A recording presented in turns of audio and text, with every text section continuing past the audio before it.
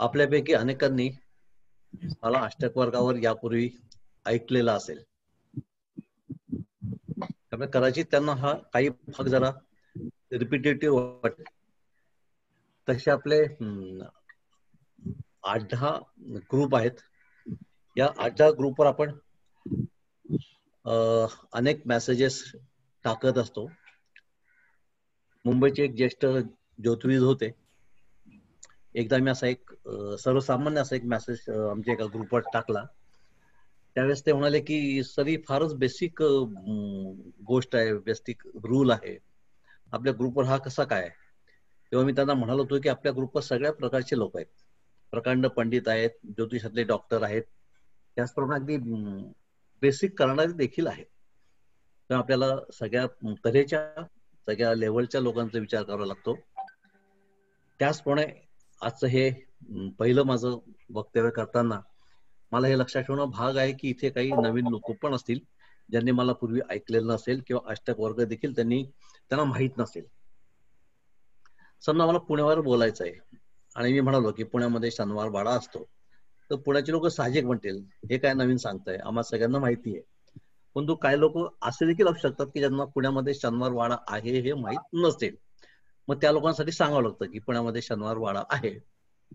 सांगायचा उद्देश काही गोष्टी तुम्हाला पुनरावृत्ती होईल, जुन्या लोकांनी जर ते सहन करा, नवीन लोकांना असं ते सगळं नवीन असणार. चला सुरू करूया. आपण सर्वसामान्य माणसं आहोत, त्या आपल्या सगळ्यांनाच माझा आजचा दिवस कसा आहे, हा आठवडा कसा आहे, हा महिना कसा आहे, हे वर्ष कसं आहे हे जाणून घ्यायची एक निसर्ग सुलभ उत्सुकता असते, इच्छा असते. त्यामुळे सकाळी वर्तमानपत्र आलं की त्यातलं ते एक ओळीचं आपलं भविष्य जाणण्यासाठी आपण फार उतावीळ असतो. आता लॉकडाऊनमुळे रविवार का सोमवार काय काही फरक राहिलेला नाहीये, पण लॉकडाऊनच्या आधी रविवार म्हटलं की विशेष वृत्तपत्र असायचं, त्यातलं त्या आठवड्याचं भविष्य देखील एक वेगळं असायचं. ते देखील आपण उत्सुकतेने वाचायचो, या आठवड्यामध्ये काय आपल्यासाठी वाढवून ठेवलेलं आहे. तीच गोष्ट मासिकातल्या भविष्याची, आणि या सगळ्या भविष्यांचा राजा म्हणा किंवा राणी म्हणा, सरताज म्हणा, म्हणजे दिवाळी अंकातील भविष्य, वार्षिक भविष्य. तो दिवाळी अंक ताजा ताजा, त्याचा एक छान असा एक वास येत असतो, तो घ्यायचा आणि पटकन मागे जायचं, कारण राशी भविष्य मागे असतं आणि त्यात आपल्या राशीबद्दल काय लिहिलंय हे बघायचं. ते भविष्य जर चांगलं असेल तर आपण खुश होणार, आणि ते जर आपल्याला सुख होणार नसेल तर आपण खट्टू होणार. तर अशी ही सगळे भविष्य आहेत, दैनिक म्हणा, मासिक म्हणा, वार्षिक म्हणा वगैरे.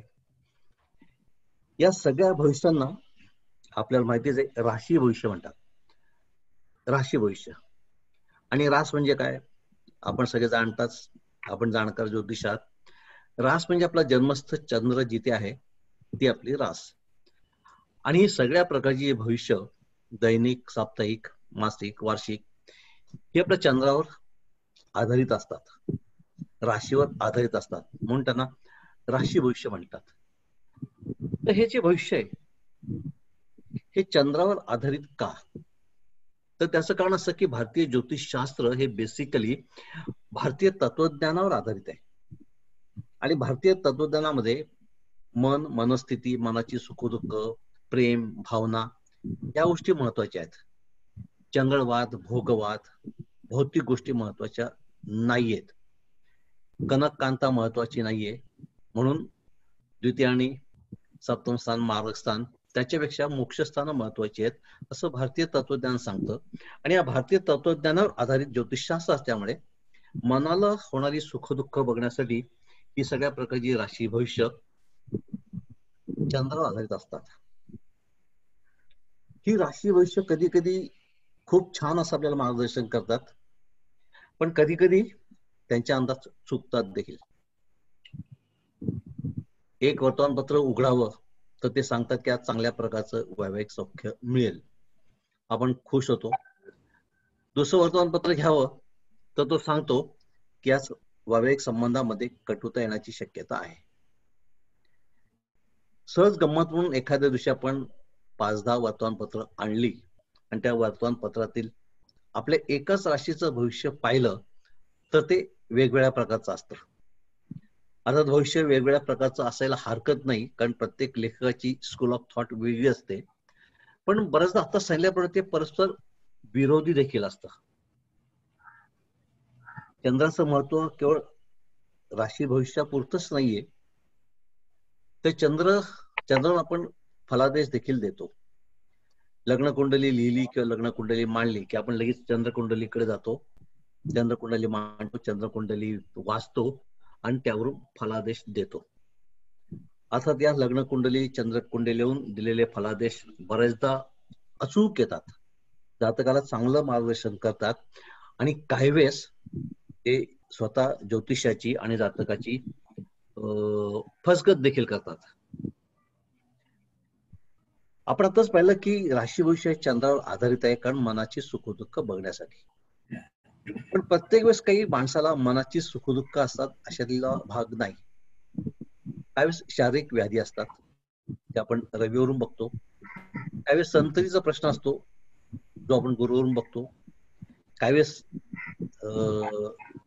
आपल्याला प्रेमाचा काय म्हणतात त्याला इजहार करायचा आहे, अशा छान अशा गोष्टी आहेत, रोमॅन्टिक गोष्टी आहेत, त्यासाठी शुक्र पाहिजे.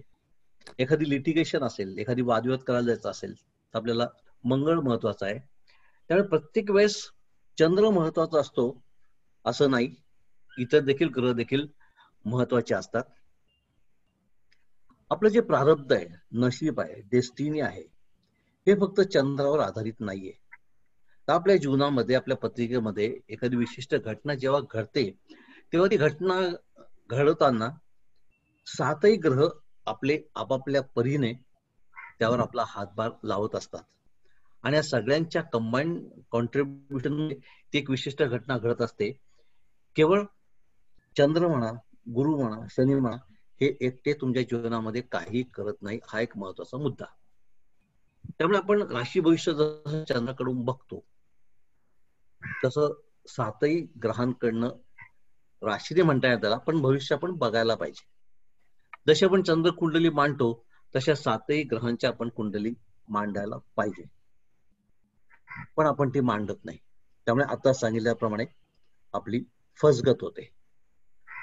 बऱ्याचदा काय होतं, एखादा पेशंट आयसीयू मध्ये सिरियस असतो, त्याचा कोणतरी नातेवाईक धावत आपल्याकडे येतो आणि विचारतो काय होणार, कसं होणार पेशंटचं वगैरे.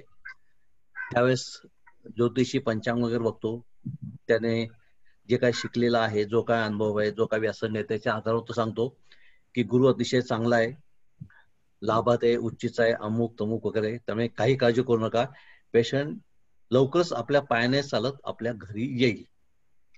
पण पेशंट घरी येण्याऐवजी तो डायरेक्ट देवाघरी गेलेला असतो. अशीच एक घटना, आयसीयूतला पेशंट कोणीतरी धावत ज्योतिषाकडे येतो आणि विचारतो की काय होणार. त्या ज्योतिषी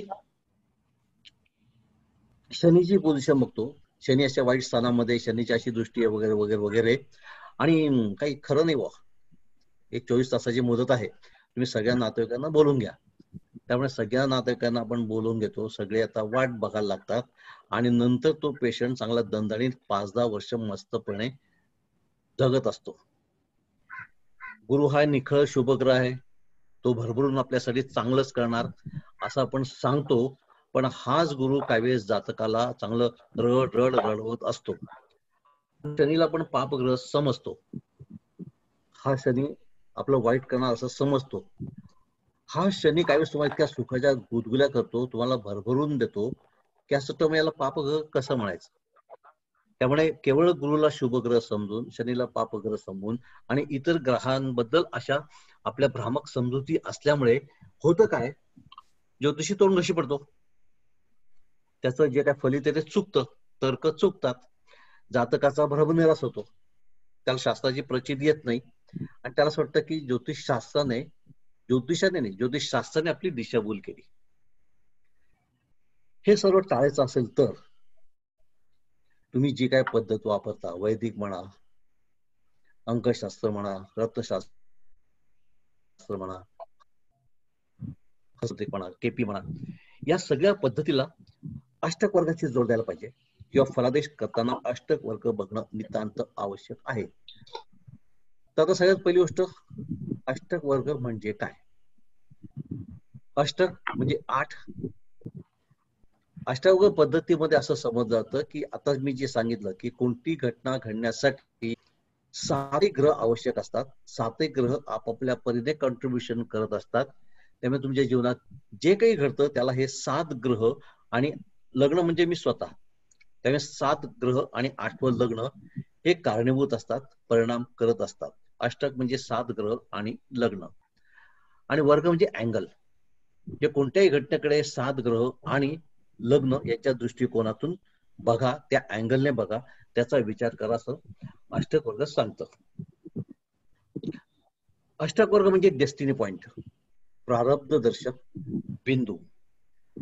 हे बिंदू अतिशय संवेदनशील आहेत आणि सर्व ग्रहांचा विचार करताना तुम्ही अशाच संवेदनशीलने विचार करावा असं अष्टक वर्ग सांगतं. एक गोष्ट आधीच स्पष्ट करतो की अष्टक वर्ग हा वैदिक किंवा पारंपरिकचाच एक भाग आहे. आम्ही पारंपरिक पेक्षा एकदम वेगळं असं अष्टक वर्ग म्हणत नाही. अष्टक वर्ग ही आपण जी गोचरी म्हणतो त्या गोचरीची गंगोत्री आहे. आपण जी काय आताच पाहिल्याप्रमाणे राशी भविष्य बघतो, चंद्रावरून बघतो, थोडक्यात आपण चंद्र गोचरी बघतो. जशी चंद्र गोचरी आहे तशी रवी गोचरी, मंगळ, बुध, गुरु, शुक्र, शनी गोचरी या सगळ्यांची गोचरी असणार. त्यापैकी चंद्र गोचरी हा एक अष्टमांश भाग आहे. उरलेला 7 अष्टमांश भाग आपण बघतच नाही. हिमनगाचा फक्त 1 अष्टमांश भाग बघतो आणि आपण भाकीत करतो. उरलेला 7 अष्टमांश भाग आपण बघतच नाही. आणि अष्टक वर्गामध्ये हा संपूर्ण हिमनग बघितला जातो. 1 अष्टमांश काय 7 अष्टमांश देखील बघितले जातात. आणि जी आपण चंद्र गोचरी म्हणतो ही गोचरी या अष्टक वर्ग गोचरीतूनच पुढे आलेली आहे.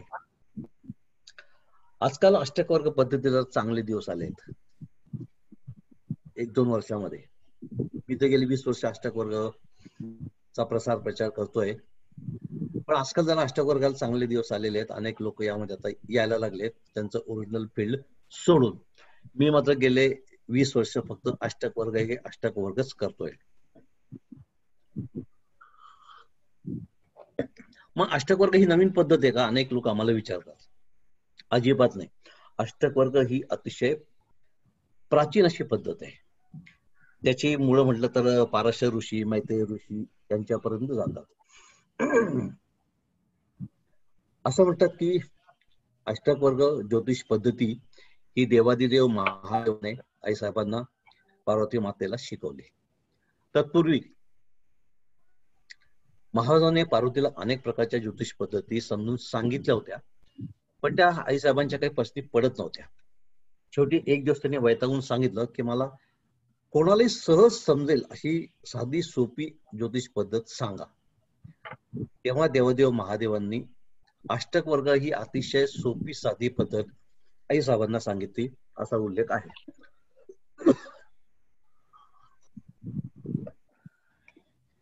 आपल्या वैदिक मध्ये ग्रह आणि भाव शुभ अशुभ असण्याचे अनेक नियम आहेत, उपनियम आहेत. त्या नियमाला अपवाद आहेत. या खंडीभर नियमांमध्ये आपलं होतं काय, या चक्रव्यूहामध्ये आपण अडकतो आणि आपला अभिमन्यू होतो. ग्रह शुभ आणि बलवान वैदिक मध्ये पारंपरिक मध्ये त्याचे अनेक नियम आहेत. फक्त ग्रहाचाच विचार करायचा झाला, शुभ भावात आहे का, भाग्यात आहे का, अष्टमात आहे, शुभ राशीत आहे का, उच्च राशीत आहे का, मूळ त्रिकोण राशीमध्ये आहे का, शत्रू राशीत आहे का, स्वतःच्या राशीत आहे का, कोणत्या नक्षत्रामध्ये, कोणाच्या दृष्टीमध्ये, कोणाच्या योगामध्ये, कोणाच्या कर्तरीमध्ये, असे अनेक नियम आपल्याला फक्त ग्रह चांगला आहे का, शुभ आहे का, बलवान आहे का हे बघण्यासाठी लावावे लागतात. थोडक्यात आपले निबंधच लिहावा लागतो. त्यामुळे कुठलाही ग्रह चांगला आणि शुभ आहे का आपल्याला अनेक गोष्टी बघाव्या लागतात. अष्टक वर्गामध्ये ग्रह शुभ आणि बलवान असण्याचा नियम अतिशय सोपा आहे. अष्टक वर्गामध्ये कोणताही ग्रह शुभ आणि बलवान होण्यासाठी त्याला इतर सर्व ग्रहांचा सपोर्ट, पाठिंबा हवा असतो.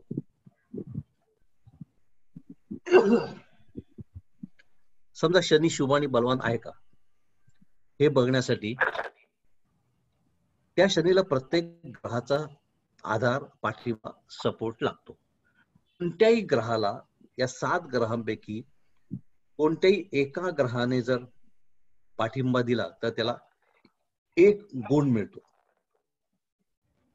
पूर्वीच्या पुस्तकामध्ये रेषा, बिंदू असा खूप काही खोळ होता, त्यामुळे मी रेषा, बिंदू हा शब्दच बाद करून गुण, मार्क्स असा शब्द दिलाय. कोणत्याही ग्रहाला कोणत्याही एका ग्रहाकडनं पाठिंबा मिळाला तर त्याला 1 गुण मिळतो.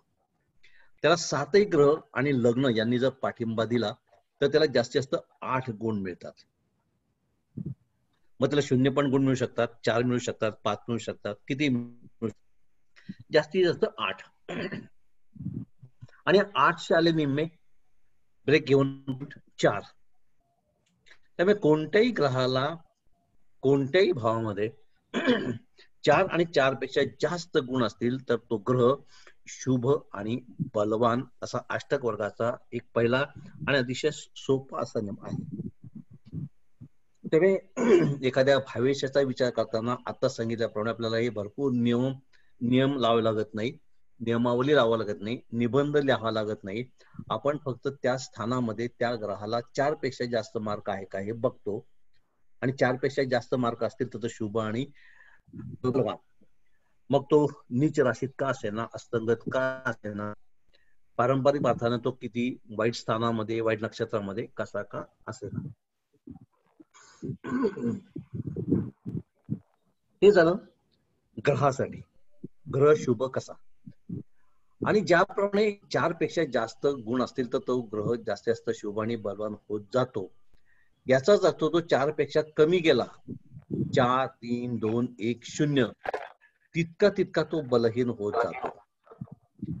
पारंपरिक अर्थाने कर्केचा, उच्चीचा गुरु भाग्यामध्ये वगैरे आहे, पण त्याला जर 1 मार्क असेल तर अष्टक वर्गाप्रमाणे तो शुभ आणि बलवान नाही.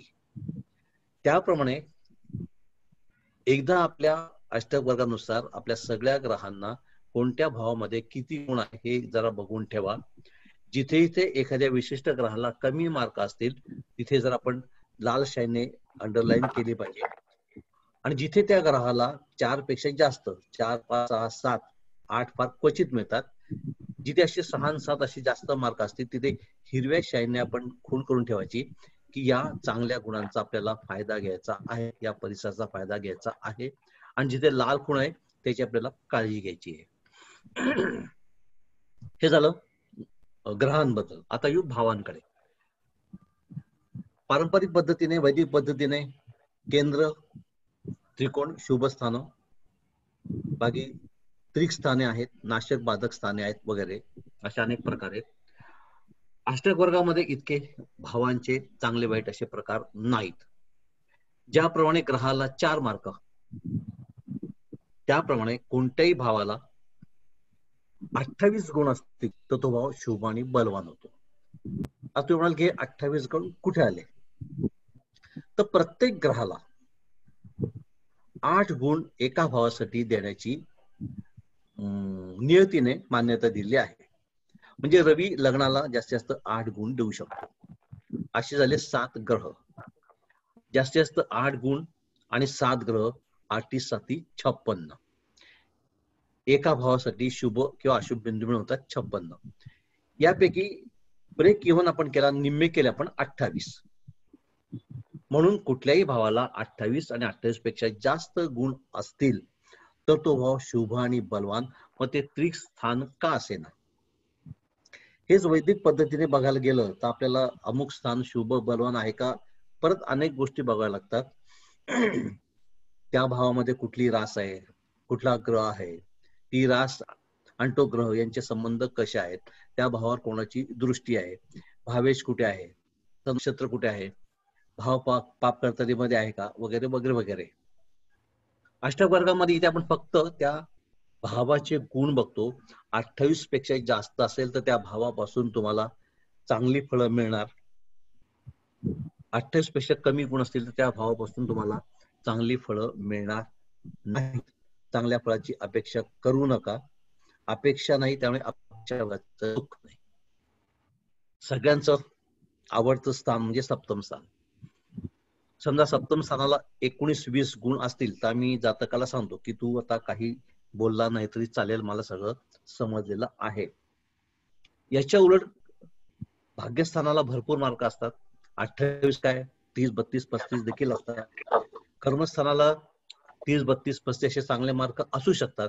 त्यावेळेस आम्ही त्याला सांगतो की तुझं कर्मस्थान अतिशय चांगलं आहे, तर तू काहीतरी केलं पाहिजे. त्यामुळे भावासंबंधी आपला नियम अतिशय सोपा. ज्या भावाला 28 पेक्षा जास्त गुण आहेत तो भाव शुभ आणि बलवान. तब्येत आपण लग्न स्थानावर बघतो. लग्न स्थानाला समजा 28 पेक्षा जास्त गुण असतील तर तब्येतीचा विशेष काही प्रॉब्लेम होण्याची शक्यता नाही. सध्या पावसाळा आहे, घरामध्ये तरुण मुलगा असला तर त्याला काहीतरी वाटतं की बाईक काढावी आणि लोणावळा खंडाळ्याला पावसामध्ये जावं. अशाच आपण आई वडिलांचं हृदय असतं, आपण त्याला नाही नाही म्हणतो. पण अशा वेळेस त्याच्या लग्नस्थानाला किती गुण आहेत बघा. त्याच्या लग्नस्थानात जर चांगले गुण असतील तर उगीच पावसामध्ये भिजण्याचं जे काव्य आहे त्याच्यापासून त्याला वंचित करू नका. त्याची फार काळजी करू नका. याच्या उलट आपल्या मुलाच्या लग्नस्थानाला 28 पेक्षा खूप कमी गुण असतील, अशा वेळेस काश्मीरमध्ये बर्फ पडला तर लगेच आपल्या मुलाला स्वेटर घालायचं आणि त्याला शिंक जरी आली तर लगेच त्याला डॉक्टरकडे घेऊन जायचं. तर ग्रह 4 मार्क, भाव 28 मार्क, इतकं सोपे नियम आहेत. एका भावाला शुभबिंदू किती पाहिजे? 28. भाव आहेत 12. 28 गुणिले 12 तर ते होतात 336. म्हणजे कोणत्याही पत्रिकेमध्ये, प्रत्येक पत्रिकेमध्ये तुमची माझी सगळ्यांची 336 शुभ गुण असतात आणि 336 अशुभ गुण असतात. आणि आपण शुभ गुणांमध्ये एकाने वाढ केलेली आहे म्हणून शुभ गुण होतात 337. आता हे 337 कसे आले? आता 28 गुणिले 12 336. नियतीने ग्रहांना देखील अशी एक कॅपॅसिटी दिलेली आहे की कोणाच्या पत्रिकेमध्ये जीवनामध्ये तुम्ही किती शुभ बिंदू, किती शुभ माणिक मोती फेकावेत आणि त्यांना जी काय कॅपॅसिटी दिलेली आहे त्या कॅपॅसिटी प्रमाणे हे सगळे 7 ग्रह आपल्या जीवनामध्ये शुभ बिंदू, डेस्टिनी पॉइंट्स, प्रारदर्शक बिंदू फेकत असतात. आपण कॅरम लावतो आणि कॅरम फोडतो त्यावेळेस त्या गोट्या अशा वेगवेगळ्या ठिकाणी जातात. एखाद्या एरियामध्ये कॅरमच्या भरपूर गोट्या जातात तर काही ठिकाणी एकही गोटी नसते. तर हे जे 337 बिंदू आहेत, नियतीने सगळ्या ग्रहांना ते किती ठिकाणी शुभ बिंदू देऊ शकतात याची कॅपॅसिटी दिलेली आहे. तिथे जाण्यापूर्वी प्रश्न विचारतो तुम्हाला. गुरु हा शुभ ग्रह आहे, आपण सगळ्या पुस्तकांमध्ये, लेखांमध्ये, व्याख्यानांमध्ये ऐकलेलं आहे. किंवा शनी आणि मंगळ हे पापग्रह आहेत हे देखील आपण ऐकलेलं आहे. शनी असं वाईट करतो म्हणून तो पापग्रह आहे. गुरु असं शुभ करतो, चांगलं करतो म्हणून तो शुभ ग्रह आहे असं आपण ऐकलेलं आहे, वाचलेलं आहे.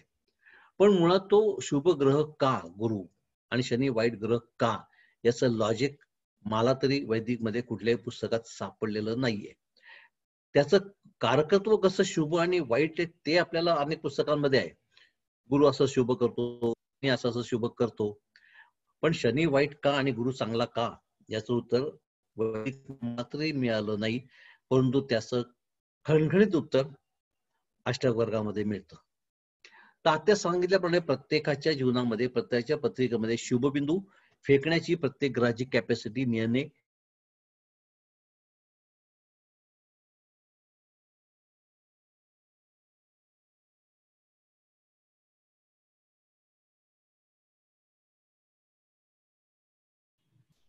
सर आवाज गेलाय. सर आवाज गेलाय. हॅलो हा सर आवाज गेलाय सर. येतोय. हॅलो. हा आता येतोय. येतोय. यस हा येतोय कुठून सर. आवाज गेला होता? मी तिथून सुरू करतो. मी शनी आणि गुरु कपॅसिटी दिली आहे प्रत्येक हा. नियतीने प्रत्येक ग्रहांना. Okay okay okay. नियती असं सांगते की तुमच्या माझ्या सगळ्यांच्या पत्रिकेमध्ये रवी 48 ठिकाणी शुभ असतो. केवळ 49 ठिकाणी शुभ असतो. शनी आणि मंगळ प्रत्येकी 39 ठिकाणी, बुध 54, गुरु 56, शुक्र 52. या सगळ्यांची बेरीज केली तर ती येते 337. म्हणून पत्रिकेमध्ये 337 शुभ बिंदू आहेत. या सगळ्यांमध्ये गुरु सगळ्यात जास्त शुभबिंदू, सगळ्यात जास्त माणिक मोती आपल्या पत्रिकेमध्ये टाकतो, म्हणून तो शुभग्रह आहे.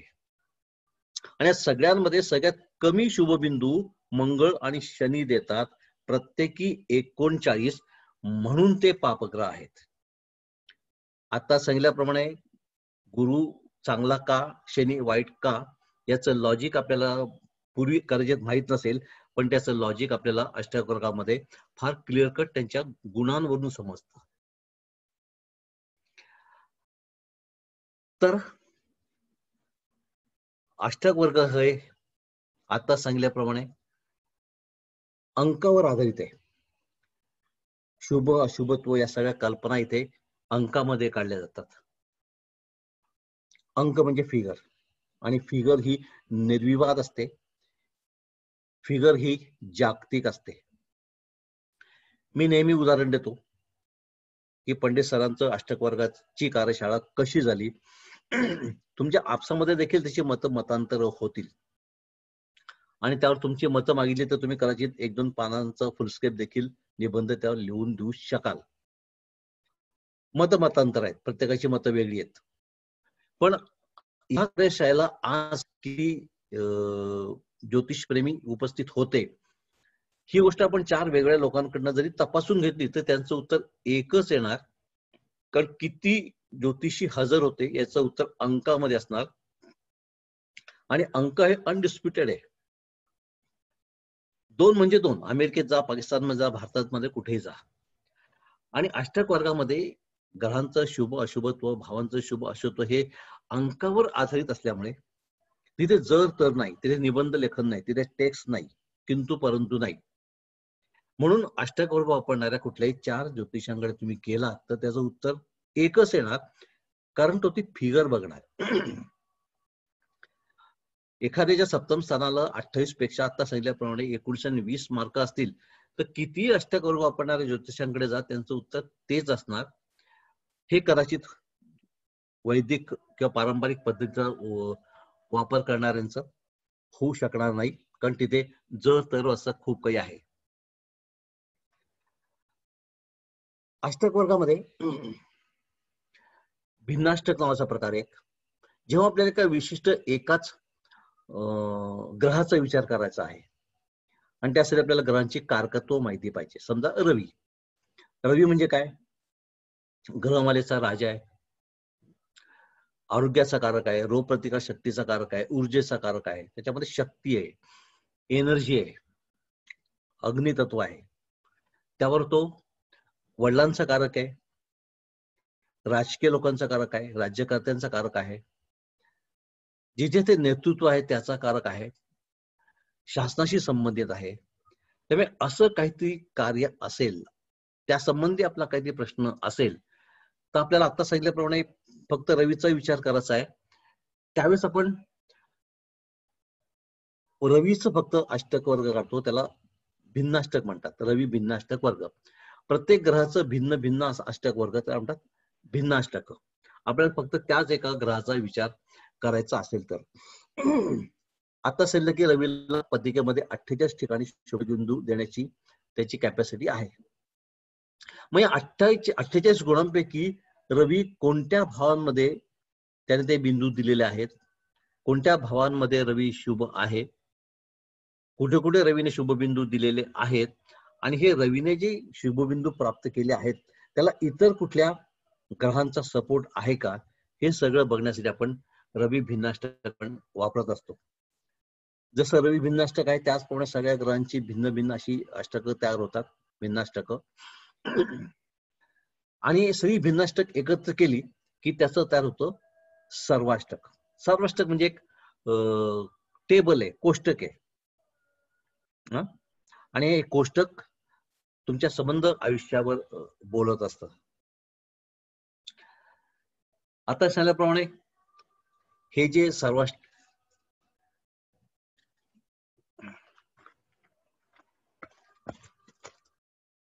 याला म्हणतात सर्वाष्टक. ही म्हटलं तर अष्टक वर्गात तुमची मूळ कुंडली आहे आणि हीच तुमच्या अष्टक वर्गातील गोचर कुंडली आहे. कल्पना करा आता सध्या शनी आहे मकर राशीमध्ये. अचानक मी कोणाला एक प्रश्न विचारला, मग तो कुठली पद्धत वापरणारा असो, अंक असो, हस्त असो, काही असो, मी त्याला समजा विचारलं की आता शनी मकर राशीला आहे, तो मेषेला असताना अमुक व्यक्तीला तो चांगला जाईल का वाईट जाईल. आता मकर शनी आहे, मला मेषेचा शनी अमुक माणसाला कसा जाईल याचं उत्तर एका सेकंदात पाहिजे आहे. कोणत्या पद्धतीने एका सेकंदात हे उत्तर मिळालं? मकर शनी याला अजून किती भरपूर वेळ आहे, पण अष्टक वर्गाप्रमाणे हे उत्तर मी एका सेकंदात देऊ शकतो की अजून 10-20 वर्षांनी बदलणारा ग्रह अमुक व्यक्तीसाठी कसा फायदेशीर होऊ शकेल, आणि मी ते सांगणार या सर्वाष्टकावरून. हे सर्वाष्टक म्हणजे तुमच्या संबंध जीवनाची कुंडली आहे, पोतडी आहे. या एका सर्वाष्टकावरून आपल्याला त्या व्यक्तीबद्दल सगळं काही सांगता येतं. आता पण ही मूळ कुंडली तशी ही गोचर कुंडली पण आहे. आणि या गोचर कुंडलीमध्ये प्रत्येक ग्रहाला, प्रत्येक राशीमध्ये, प्रत्येक भावामध्ये किती ग्रह आहेत, किती गुण आहेत ते समजतं. आणि या सगळ्या ग्रहांच्या गुणांची बेरीज केली की त्या भावाला मिळणारे गुण समजतात. समजा आता मकरेमध्ये शनी आहे, तर ह्या मकरेच्या शनीला म्हणजे मकर राशीतल्या शनीला चांगले गुण असतील आणि मकर राशीला चांगले गुण असतील तर हा शनी तुम्हाला निश्चित चांगला जाणार. उदाहरणार्थ आपण शनी घेतलाय, कोणताही ग्रह, समजा रवी घेतला, रवी सध्या मिथुनेला आहे, मिथुन भावाला चांगले मार्क नसतील, मिथुन त्या रवीला आपले चांगले मार्क नसतील, चांगले म्हणजे 4, त्यापेक्षा कमी मार्क असतील, आणि तुम्हाला शास्त्राशी संबंधित काही कार्य असेल तर त्यामध्ये यश मिळण्याची शक्यता कमी आहे. मग अशाच तुम्ही ते काम रवी चांगल्या मार्कांचा बलवान होईपर्यंत पुढे ढकललेलं चांगलं. तर आता सांगितल्याप्रमाणे अष्टक वर्ग ही गोचरीची गंगोत्री आहे आणि आपण गोचरी अष्टक वर्गाप्रमाणे फार चांगल्या पद्धतीने सांगू शकतो. नियम अतिशय सोपा. कोणत्याही ग्रहाला त्या राशीमध्ये चांगले गुण पाहिजे 4 पेक्षा जास्त, आणि त्या राशीला त्या भावाला 28 पेक्षा जास्त गुण पाहिजे, तर त्या ग्रहाचे तुम्हाला गोचरीने चांगली फळं मिळू शकतात. विशेषतः आम्ही सांगतो की शनीचे जे गुण आहेत त्यावर जरा खास लक्ष ठेवा. कारण का, एक तर शनी 2.5 वर्ष हे आपल्या एका विशिष्ट भावामध्ये, राशीमध्ये असतो, आणि हा आपले अस्तित्व ठळकपणे दाखवणारा हा ग्रह आहे. त्यामुळे जिथे ते शनीला कमी मार्क मिळालेले आहेत तिथे तुम्ही लाल शाईने खून करून ठेवायला पाहिजे की इथे आपण काळजी घेतली पाहिजे. कशाची काळजी घ्यायची, तर शनी तुमच्या ज्या 2 भावांचा मालक आहे, स्वामी आहे, त्यांची. याच्यावर जिथे कुठे शनीला चांगले मार्क आहेत 6-7 वगैरे, तर आता सांगितल्याप्रमाणे तिथे तुम्ही हिरव्या शाईने खून करून ठेवायला पाहिजे की this is the golden period of my life, भरभरून देण्यासाठी, आणि त्याचा तुम्ही फायदा घेतला पाहिजे. या सर्वाष्टकावरून सगळं काही समजतं हो. तुमचे नातेसंबंध देखील समजतात, प्रत्येक भावावरून नातेसंबंध समजतं. आपला तोच परत एक लोकप्रिय विषय, विवाह, जोडीदार, सप्तम स्थान. सप्तम स्थानाला चांगले मार्क असतील तर आपलं वैवाहिक आयुष्य अतिशय चांगलं जाणार, याची खूण आहे. सप्तम स्थानाला जर कमी गुण असतील तर आपल्या वैवाहिक सौख्यामध्ये न्यूनता असणारे हे ऍक्सेप्ट करा. तृतीय स्थान आपला लहान भाऊ. लहान भाऊ तृतीय स्थानावर आपण बघतो. तिथे जर भरपूर चांगले मार्क असतील तर आपल्या बरोबर लक्ष्मण आहे हे लक्षात ठेवा.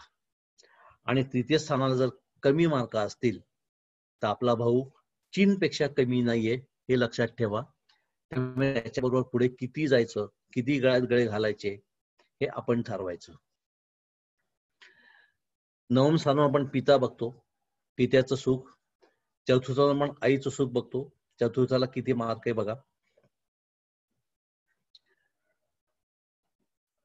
दशम स्थानाहून आपण आपल्या नोकरी धंदा तिथे वरिष्ठ लोक बघतो. जी जी नाती आपण पारंपरिक पद्धतीने बघतो त्या सगळ्यांचं अंकामध्ये वेटेज अष्टवर्गामध्ये काढलं जातं. मग मोठा भाऊ, लहान भाऊ, आपली सून, आपला जावई, पहिलं मूल, दुसरं मूल, काही काही फार विचित्र प्रश्न येतात.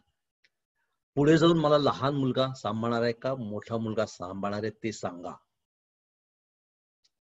अष्टक वर्गाप्रमाणे उत्तर अतिशय सोपं आहे. प्रथम संतती पंचम स्थान, द्वितीय संतती सप्तम स्थान. पंचम स्थानाला जास्त गुण आहेत का सप्तम स्थानाला जास्त गुण आहेत बघा. ज्या स्थानाला जास्त गुण आहेत त्या संततीकडनं तुम्हाला सुख आहे. अशा सगळ्या प्रकारची जे काही आपले नातेसंबंध आहेत याचं अंकामध्ये रूपांतर, अंकामध्ये जजमेंट अष्टक वर्गामध्ये मिळतं. आपल्या भावावरून आपण सगळे शरीराचे अवयव समजतो किंवा निसर्ग कुंडलीप्रमाणे. मेष रास म्हणजे डोकं किंवा तुमचं लग्न स्थान म्हणजे डोकं. असं करत करत व्ययस्थान किंवा मीनरास म्हणजे तुमची पावलं. तर ह्या 1 ते 12 राशीमध्ये 1 ते 12 भावांमध्ये कुठे कमी मार्क आहे ते बघा. समजा मकर राशीला कमी मार्क असतील तर मेडिकल सायन्स प्रमाणे मकर रास आपल्या गुडघ्यावर येते, त्यामुळे आज ना उद्या गुडघ्याचा प्रॉब्लेम होण्याची शक्यता आहे. द्वितीय स्थानाला कमी मार्क असतील तर डोळ्यांचा प्रॉब्लेम होण्याची शक्यता आहे. कन्या कमी मार्क असतील तर पोटाचा प्रॉब्लेम होण्याची शक्यता आहे. याचे इंडिकेशन्स आपल्याला अनेक वर्ष आधीच मिळू शकतात. 10 वर्षांना मला कुठल्या प्रकारचा रोग होण्याची शक्यता आहे हे आपल्याला एका सेकंदामध्ये अष्टक वर्गाप्रमाणे मिळू शकतं. अचूक फलादेश करणाऱ्या अनेक पद्धती आहेत. आता सैलपणे वैदिक आहे, इतर अनेक पद्धती आहेत, परंतु क्षणामध्ये उत्तर देणारी ही पद्धत आहे. सिर्फ 2 मिनिट फक्त भावापाशी जायचं, त्या भावाला किती गुण आहे बघा, त्या ग्रहापाशी जायचं त्याला किती गुण आहे बघा, आणि तुम्ही त्यावर चांगलं नातं करू शकता.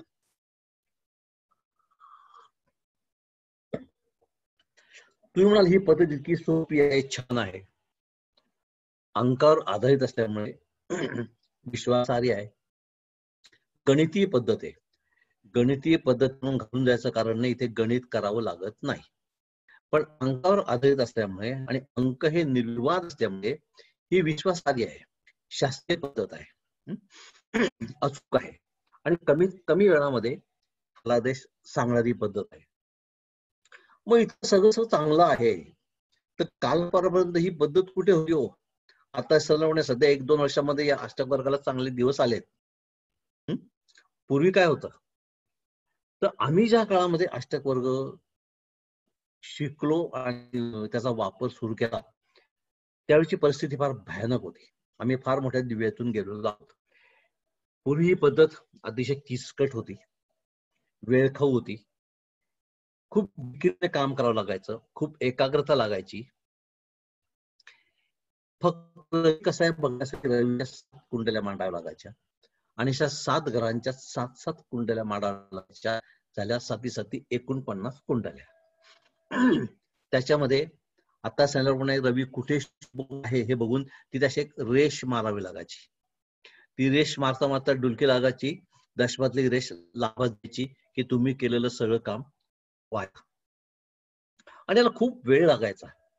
त्यामुळे जातक आपल्याकडे आला तर त्याला सांगायचं बाबा रे गोधडी घेऊन ये, तू जरा झोप काढ, मी अष्टक वर्ग वापरतोय, माझा उठवतो.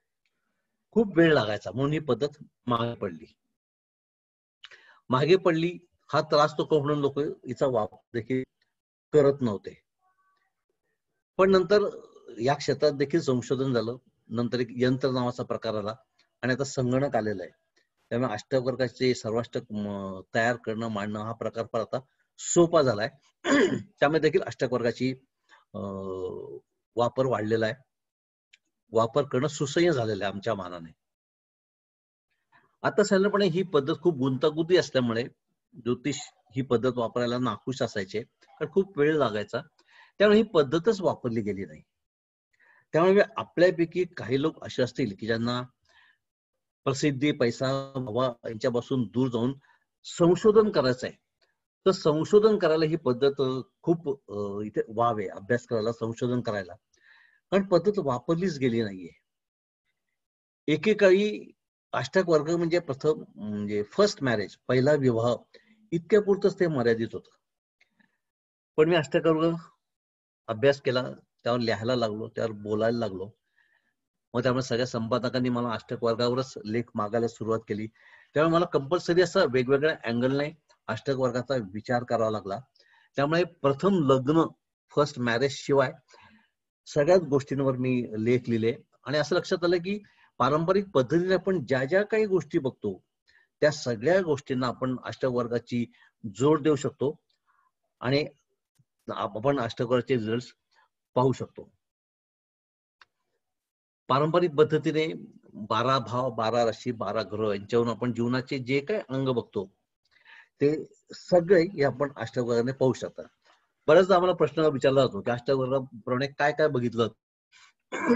तर अष्टक वर्गाप्रमाणे सगळ्या गोष्टी बघितल्या जातात ज्या तुम्ही तुमच्या इतर कुठल्याही पद्धतीप्रमाणे बघत असाल त्या सगळं.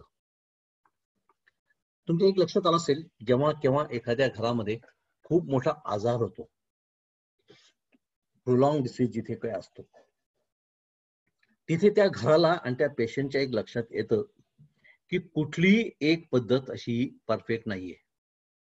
ॲलोपॅथी नाही, होमिओपॅथी नाही, आयुर्वेदिक नाही, काही नाही, काही नाही. पूर्वी होमिओपॅथीवाले असे दम द्यायचे, होमिओपॅथीचं औषध घ्यायचं ना, मग ॲलोपॅथी घ्यायची नाही, हे घ्यायचं नाही, ते घ्यायचं नाही. आता लोक ठामपणे सांगतात की मी तुमचं पण औषध घेणार आहे आणि मी दुसरं पण औषध घेणार आहे, नाही तर तुम्ही खाती द्या, तुम्ही मला बरं कराल अशी. पण कुठल्याही वैद्यकीय शाखा अशी खाती देत नाही आणि कुठलीही वैद्यकीय शाखा ही परिपूर्ण नाही. विशेषतः आता करोनाच्या बाबतीत आपल्या लक्षात आलंय की अजून करोनाला औषधच नाहीये. त्यामुळे मेडिकल सायन्सला देखील लिमिटेशन्स आहेत. त्यातल्या त्यात जी काही आपण ॲलोपॅथी ही पद्धत वापरतो त्याचे देखील अनेक साईड इफेक्ट्स आहेत. नक्की त्याचा परिणाम होईल याची खात्री नसते. त्यामुळे लोक काय करतात, मग ॲलोपॅथी वापरता वापरता त्याला आयुर्वेदाची जोड देतात, होमिओपॅथीची जोड देतात. आपल्या ज्योतिषशास्त्रात देखील आपण तेच केलं पाहिजे. तुमचा खूप चांगला व्यासंग आहे, खूप चांगला अभ्यास आहे, खूप चांगली साधना आहे, तर केवळ एका पद्धतीने तुम्ही जातकाला चांगलं मार्गदर्शन करू शकता. पण काही वेळेस आपल्याला संभ्रम येतो, कारण लग्न कुंडली काही वेगळं सांगते, चंद्र कुंडली काही वेगळं सांगते, नवमोश कुंडली काही वेगळं सांगते, फलादेशामध्ये संदिग्धता येते. त्यामुळे कुठल्याही एका पत्रिकेवर अवलंबून राहावं, लग्न कुंडली का चंद्र कुंडली का नवमोश कुंडली, ते काही आपल्याला समजत नाही. अशा वेळेस आपण त्या समजा वैदिक पद्धतीने बघत असू तर त्या वैदिकला आपण अष्टवर्गाची जोड दिली तर ही जी संदिग्धता आहे, ही संदिग्धता दूर होऊ शकते. हे जे काय कन्फ्युजन आहे हे दूर होऊ शकतं आणि एक कॉन्क्रीट असं उत्तर तुम्हाला मिळू शकतं. मी देखील वैदिक पारंपरिक पद्धतीनेच आधी पत्रिका बघतो, त्याचं कन्फर्मेशन मात्र मी अष्टक वर्गाप्रमाणे घेतो. माझी त्रिसूत्री आहे. आधी पारंपरिक बघतो, अष्टक वर्गाची जोड देतो आणि उपाय मात्र रत्नशास्त्राची देतो. आम्ही उपाय देत नाही. काही ज्योतिषी असं मोठ्या अभिमानाने सांगतात तुम्हाला उपाय द्यावेच लागतात, द्यावे लागतात. मी तुझी पत्रिका पाहिली, तुला 104 ताप आहे, पण मी औषध देत नाही, तू जा घरी, असं सांगून चालत नाही. तुम्हाला हे औषध द्यावंच लागतं. त्यामुळे उपाय उपासना सांगावीच लागते. आणि त्यामध्ये आजकाल प्रॉब्लेम असा आहे की जप तप मंत्र तंत्र याला इच्छा नाही, वेळ नाही. म्हणून रत्नशास्त्राचा तर त्याला स्वतःला काहीच करायचं नसतं, फक्त ते रत्न धारण करायचं असतं, बाकी सगळं ते रत्न बघतं. त्यामुळे रत्न ही आजकाल काळाची गरज आहे. एकेकाळी लाखाचे जप तप वगैरे केले जायचे, पण आजकाल आणि त्यातल्या त्यात पुढील पिढीकडनं हे कितपत होईल शंका आहे. त्यामुळे रत्नशास्त्राचा उपाय मी सांगत असतो. अष्टक वर्गाचं एक थोडं साईड म्हणा, अंग म्हणा, असं थोडं स्वार्थी येते, चांगलं नाहीये. सगळ्या महाराष्ट्रात म्हणा, पुण्यामध्ये म्हणा, पारंपरिक पद्धतीचे ज्योतिषी किती असतील? समजा 50 नाहीये, 5,000 असतील, आपण 50 समजू. पुण्यामध्ये वैदिकचे 50 ज्योतिषी आहेत. केपीचे किती असतील? 10 तर असतील. ओके, पारंपरिकचे 50, केपीचे 10. अष्टक वर्गाचे किती हो? अख्ख्या महाराष्ट्रामध्ये खरोखर अष्टक वर्ग जाणणारे 2-3च्या वर ही संख्या जाणार नाही. ठीक आहे, आजकाल कोणी उठतोय अष्टक वर्गावर बोलायला लागले आहे, पण जे खरोखर 20 वर्ष कंटिन्युअस फक्त अष्टक वर्गच वापरत आहेत, असं माझ्या पाण्यामध्ये एक तर आमचे विशा अष्टेकर सर, आणि दुसरं की ज्यांनी फक्त अष्टक वर्ग हेच एक ध्येय ठेवलेलं आहे. तर थोडक्यात काय, पारंपरिकचे भरपूर आहेत, केपीचे देखील थोडेफार आहेत, परंतु अष्टक वर्ग वापरणारे, अष्टक वर्ग शिकवणारे, अष्टक वर्गाचा प्रसार करणारे लोक जवळजवळ नाहीत आहेत, किंवा हाताच्या बोटावर मोजणे इतके लोक आहेत. मग ज्या रस्त्यावर गर्दी नाहीये त्या रस्त्यावर तुम्ही गेलं तर तुमचा प्रवास चांगला होतो, आपली एक अलग पहचान होतीये. मला खरोखर ज्योतिष किती समजतं हा वादाचा मुद्दा होऊ शकेल, परंतु हा माणूस म्हणजे अष्टक वर्गाचा माणूस, ही तर आता माझी ओळख झालेली आहे, आणि म्हणूनच तुम्ही देखील आज कार्यशाळेला आलेले आहात. त्यामुळे कुछ अलग पहचान बांधणी आहे. ज्या रस्त्यावर गर्दी नाही आहे त्या रस्त्यावर प्रवास करावा, त्यामुळे प्रवास सुखकर होतो. आणि अशी ह्या अष्टक वर्गाच्या रस्त्यावर सध्या गर्दी नाहीये, त्यामुळे तुम्ही हा एकांत चांगला एन्जॉय करू शकाल. काहीतरी तुम्हाला चांगलं काहीतरी सुचेल, नवीन काहीतरी सुचेल, चांगल्या काही गोष्टी सुचतील, आणि तुम्हाला हे जे काही नवीन सुचेल हे नवीन सूचना आजकाल शास्त्रासाठी फार आवश्यक आहे. कारण शास्त्रासाठी नवीन काही करायची वृत्ती नाहीये. इकडनं काहीतरी गोळा कर, तिकडनं काय कर, तिकडनं गोळा कर, अशी एक मिसळ केली जाते, पण आपला स्वतःचा असा पदार्थ तयार केला जात नाही. ती जर तुमची तयारी असेल तर अष्टक वर्ग ही तुम्हाला फार चांगली अशी भूमी आहे.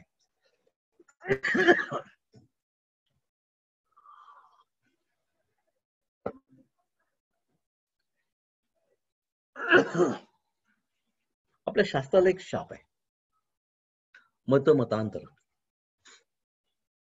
निर्यन वेगळं, सायन वेगळं, सन बेस वेगळं, मून बेस वेगळं, नॉर्थ वेगळं, साऊथ वेगळं,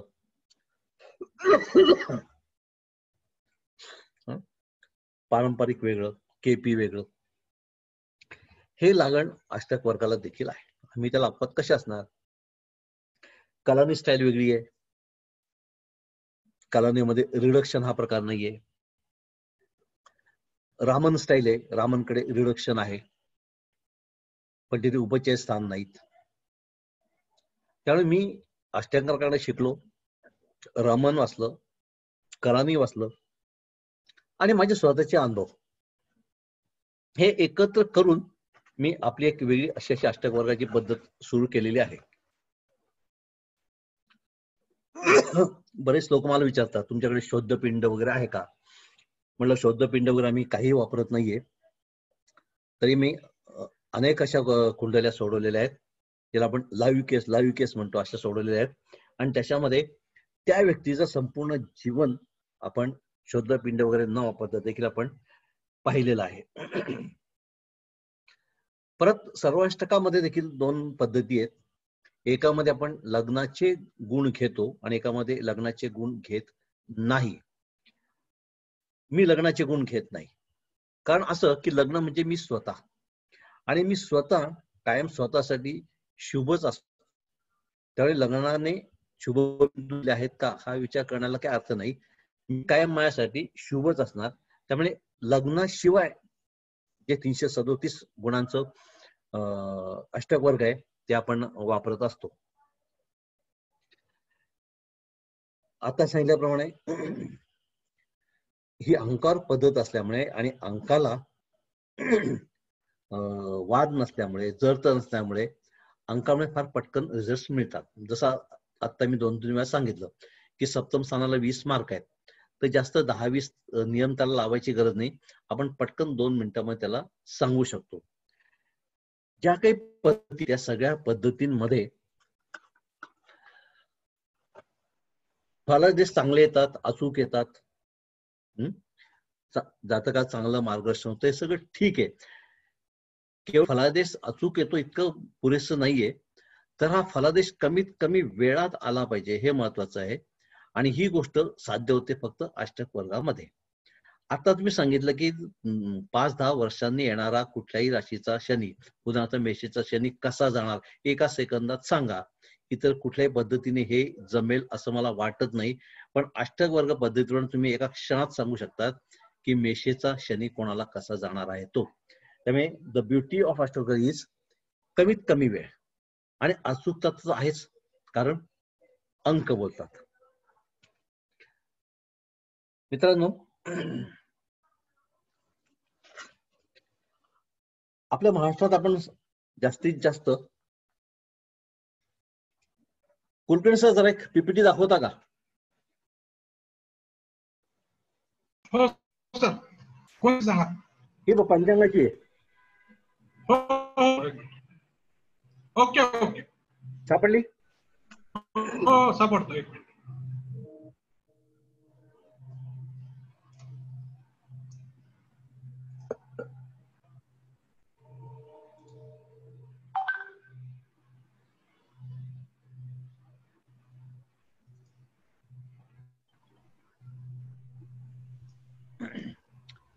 तर मित्रांनो, हे दाते पंचांगातील पान नंबर 7 आहे.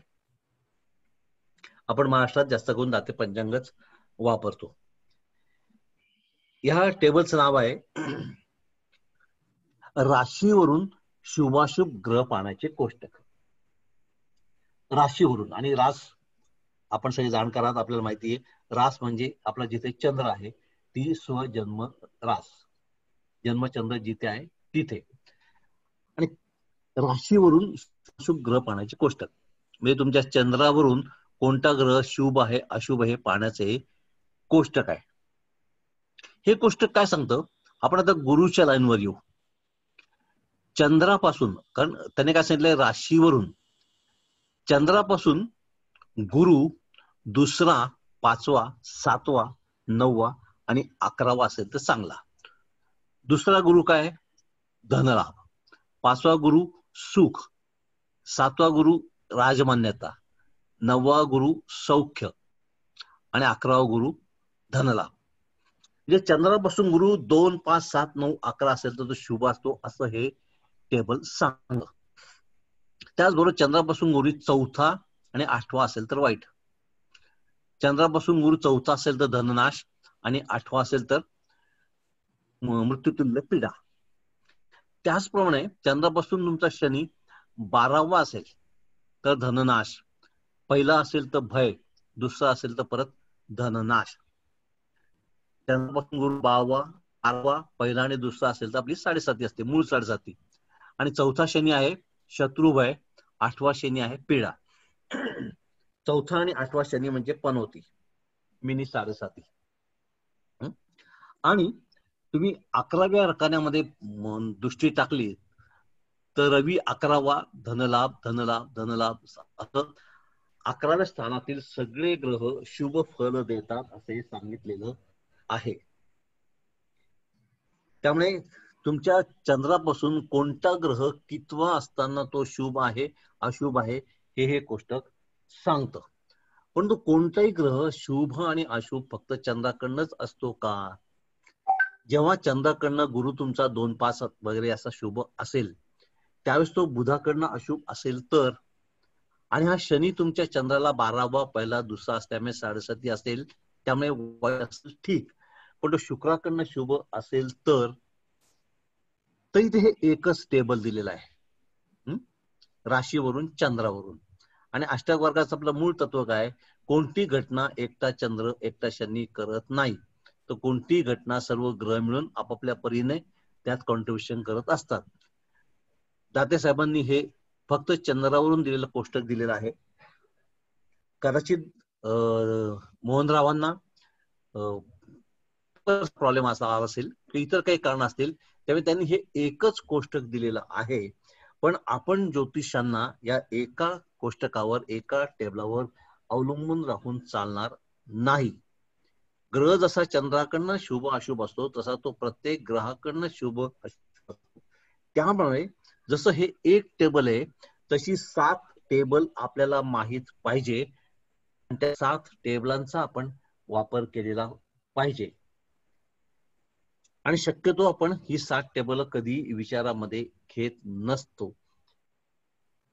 कोणत्याही ग्रहाची आपण या कोष्टकाप्रमाणे जी काय आपण बघतो, आपली सगळ्या प्रकारची राशी भविष्य ही या कोष्टकावर बरीचशी अवलंबून असतात. या कोष्टकाप्रमाणे इतर 7 कोष्टक आपण पाहिली वापरली नाहीत.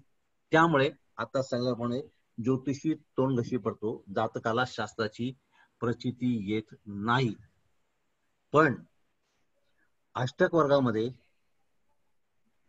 या एका कोष्टकाबरोबर इतर 7 कोष्टक देखील आहेत आणि ती वापरली जातात आणि त्याच्यातूनच भिन्नाष्टक सर्वाष्टक तयार होतं.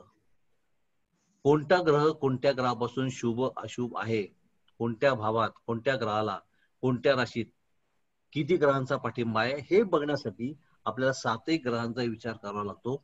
याशी 7 कोष्टके आपल्याला बघावी लागतात. त्यासाठी आता आपण ते पुढचे 7 कोष्टक बघूया. कुलकर्णी सर. हो सर. हे बघा,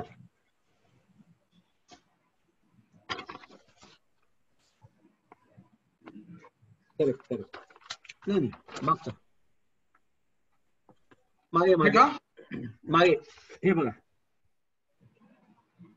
हे हा करेक्ट नाही मागचं मागे. नाही सर 5च पाठवले होते. हे बघ, हा हे बघ मागचं आता पुढे पुढे बस थांबा हा पुढे जाताय तुम्ही, थांबा मागचं बस थांबा थोडं मोठं करता. आता आपण जे पंचांगामध्ये एक टेबल पाहिलं, स्वजन्म राशीपासून शुभाशुभ ग्रह पाहण्याचे कोष्टक, त्याप्रमाणे ही 1 2 3 4 थोडं खाली हे जे पहिलं टेबल आहे ना हे मोठं करा.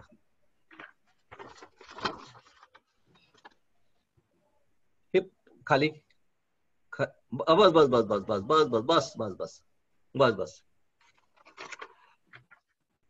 मागच्या टेबल मध्ये आपण काय पाहिलं की रवी पासून गुरु इतका असेल तर चांगला, शनी इतका असेल तर चांगला किंवा इतका असेल तर वाईट.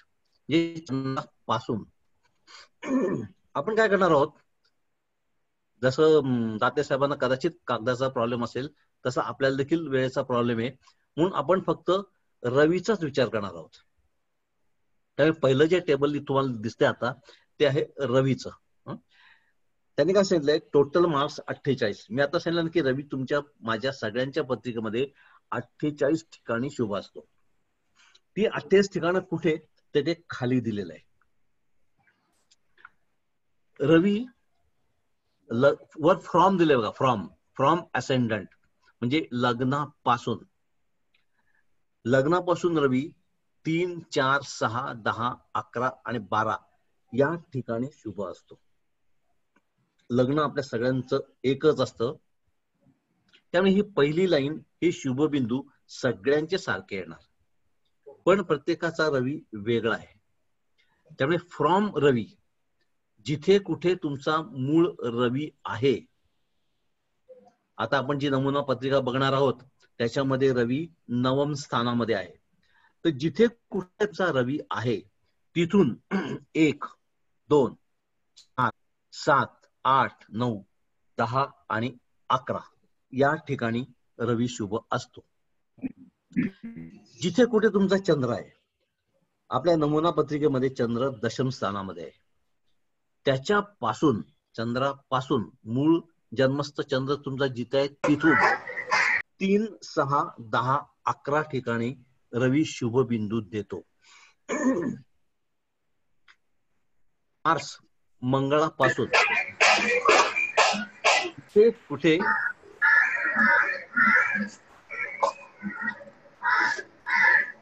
सगळ्यांना म्यूट नाही केलं का?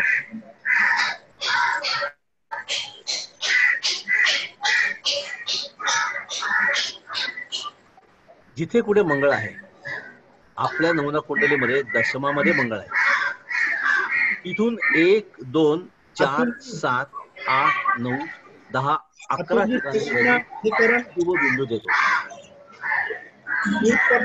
तुम्ही होता डिस्टर्बन्स आहे. बुध जिथे कुठे बुध आहे तुमचा, आपल्या नमुना पत्रिकेमध्ये बुध 9मध्ये, तिथून तो 3, 5, 6, 9, 10, 11, 12 या ठिकाणी शुभ बिंदू देतो. आता गुरु पासून हे सगळे रवीचे शुभबिंदू आहे. रवीचे आपले 48 शुभबिंदू तुमच्या पत्रिकेमध्ये टाकतो, ते कुठल्या ग्रहापासून कितव्या ठिकाणी टाकतो ते सांगताय.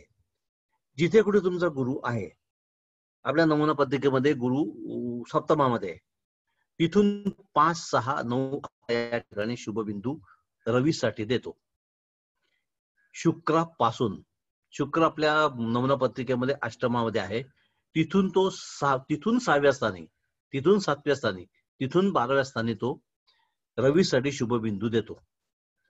आणि शनी जरी रवीचा शत्रू आपण समजत असलो तरी हा शनी रवीसाठी जिथे कुठे शनी आहे, शनी आपला द्वितीय स्थानामध्ये नमुना पत्रिकेमध्ये, तिथून 1, 2, 4, 7, 8, 9, 10, 11 म्हणजे जवळजवळ सगळे मंगळाची स्थानं तो रवीसाठी शुभ बिंदू देतो. म्हणजे थोडक्यामध्ये रवी पत्रिकेमध्ये 48 ठिकाणी अशाशे शुभबिंदू देतो. हे 48 शुभबिंदू देताना रवीला इतर ग्रहांची मदत घ्यावी लागते. कोणताही ग्रह इंडिपेंडंट नाही. रवीला शनीचा देखील सपोर्ट लागतो, सगळ्या ग्रहांचा सपोर्ट लागतो. हे ते विशेष महत्वाचं आहे. कोणताही एकटा ग्रह पत्रिकेमध्ये काही करत नसतो. केवळ 7.5 आले म्हणून घाबरून जायचं कारण नाही, कारण 7.5 मध्ये तुमचं जे काही चांगलं वाईट होणार आहे ते एकटा शनी करणार नाहीये. तर हे गुणांचं कोष्टक आहे. जसं पंचांगामध्ये पान नंबर 7 वर पाहिलं, प्रत्येक ग्रहाकडून प्रत्येक ग्रह कसा शुभ अशुभ आहे ते गुण, मग त्याला गुण म्हणा, बिंदू म्हणा, रेषा म्हणा, असं एकेका पत्रिकेमध्ये आपण दाखवत असतो.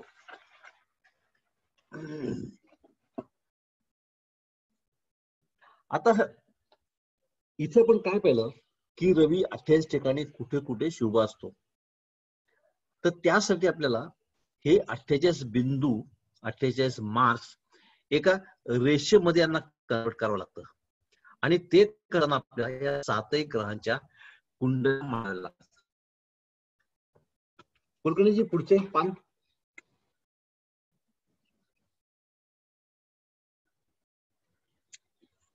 नेक्स्ट. हा बस थोडं मोठं करा.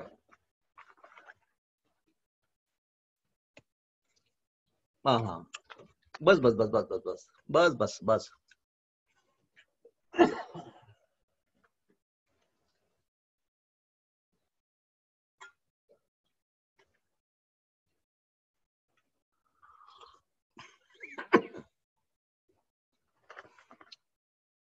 आपण मागच्या टेबल मध्ये काय पाहिलं की रवीला कोणकोणत्या स्थानामध्ये शुभबिंदू मिळतात. आता हे शुभबिंदू आपल्याला पत्रिकेमध्ये मांडायचे. त्यासाठी बेसिकली आपल्याला 7 ग्रहांच्या 7 रिकाम्या कुंडल्या मांडाव्या लागतात.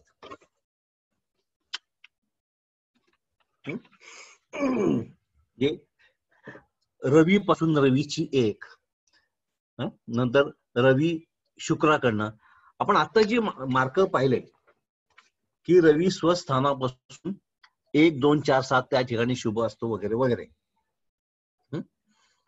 तर रवीचं कोष्टक तुम्हाला मी नंतर पाठवणारच आहे, तुम्हाला आठवत असेल तर आता सांगतो. आपण रवी फ्रॉम रवी बघतोय. त्यासाठी आपला मूळ रवी जिथे आहे तो रवी आपण लिहिलेला आहे. त्यामुळे इथे दुसऱ्या कुंडलीमध्ये रवी फ्रॉम रवी या कुंडलीमध्ये नवम स्थानामध्ये एस लिहिला आहे, सन. तिथे आपल्या मूळ पत्रिकेतील रवी आहे. आणि रवी काय सांगतो, जिथे कुठे तुमचा रवी आहे तिथून 1, 2, 4, 7, 8, 9, 10 आणि 11 या ठिकाणी रवी शुभ असतो. रवी 9वामध्ये म्हणून तिथे आपण एक रेष मारली. द्वितीय स्थानात तो रवी पासून तिथे एक रेष मारली. चतुर्थाला एक रेष मारली आणि 7, 8, 9, 10 या ठिकाणी आपण एक रेष मारली की या ठिकाणी रवी शुभ असतो. हे झालं रवीचं. थोडं वर घेता कुलकर्णीजी, थोडं वर घेता का?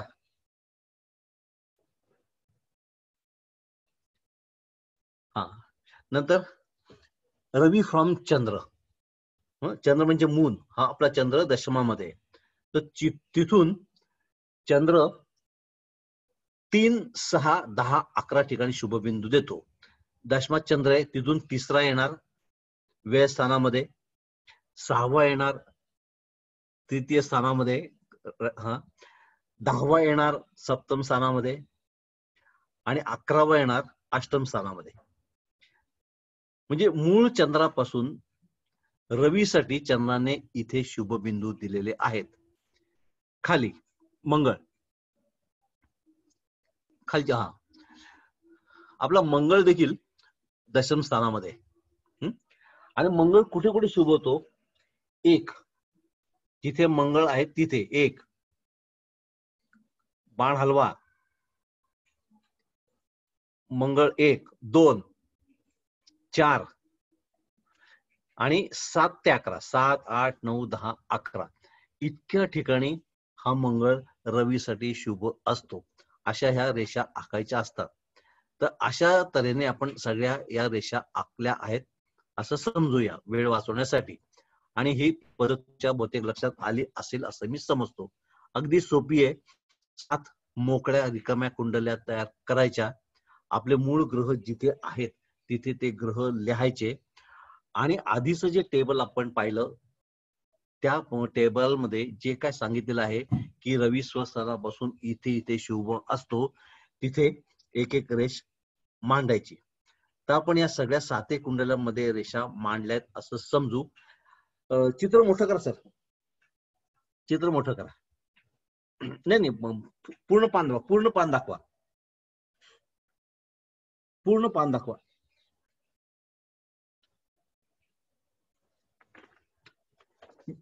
हा पूर्ण पान. Yes yes yes yes. हा.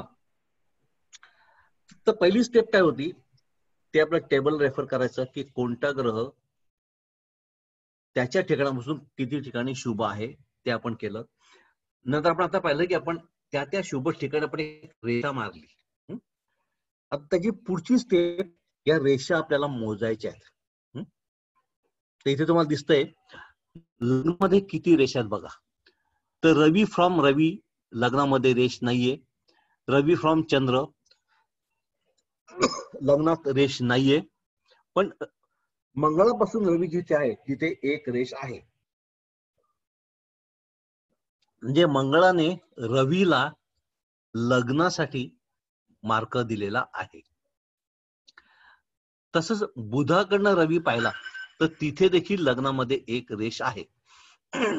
हा म्हणजे बुधाने रवीला लग्नामध्ये एक गुण दिलेला आहे. तसं तुम्ही शुक्राकडे गेलात तर शुक्राने रवीला खाली लग्नामध्ये एक मार्क दिलेला आहे. याचा अर्थ रवीला लग्नामध्ये 3 गुण मिळालेले आहेत.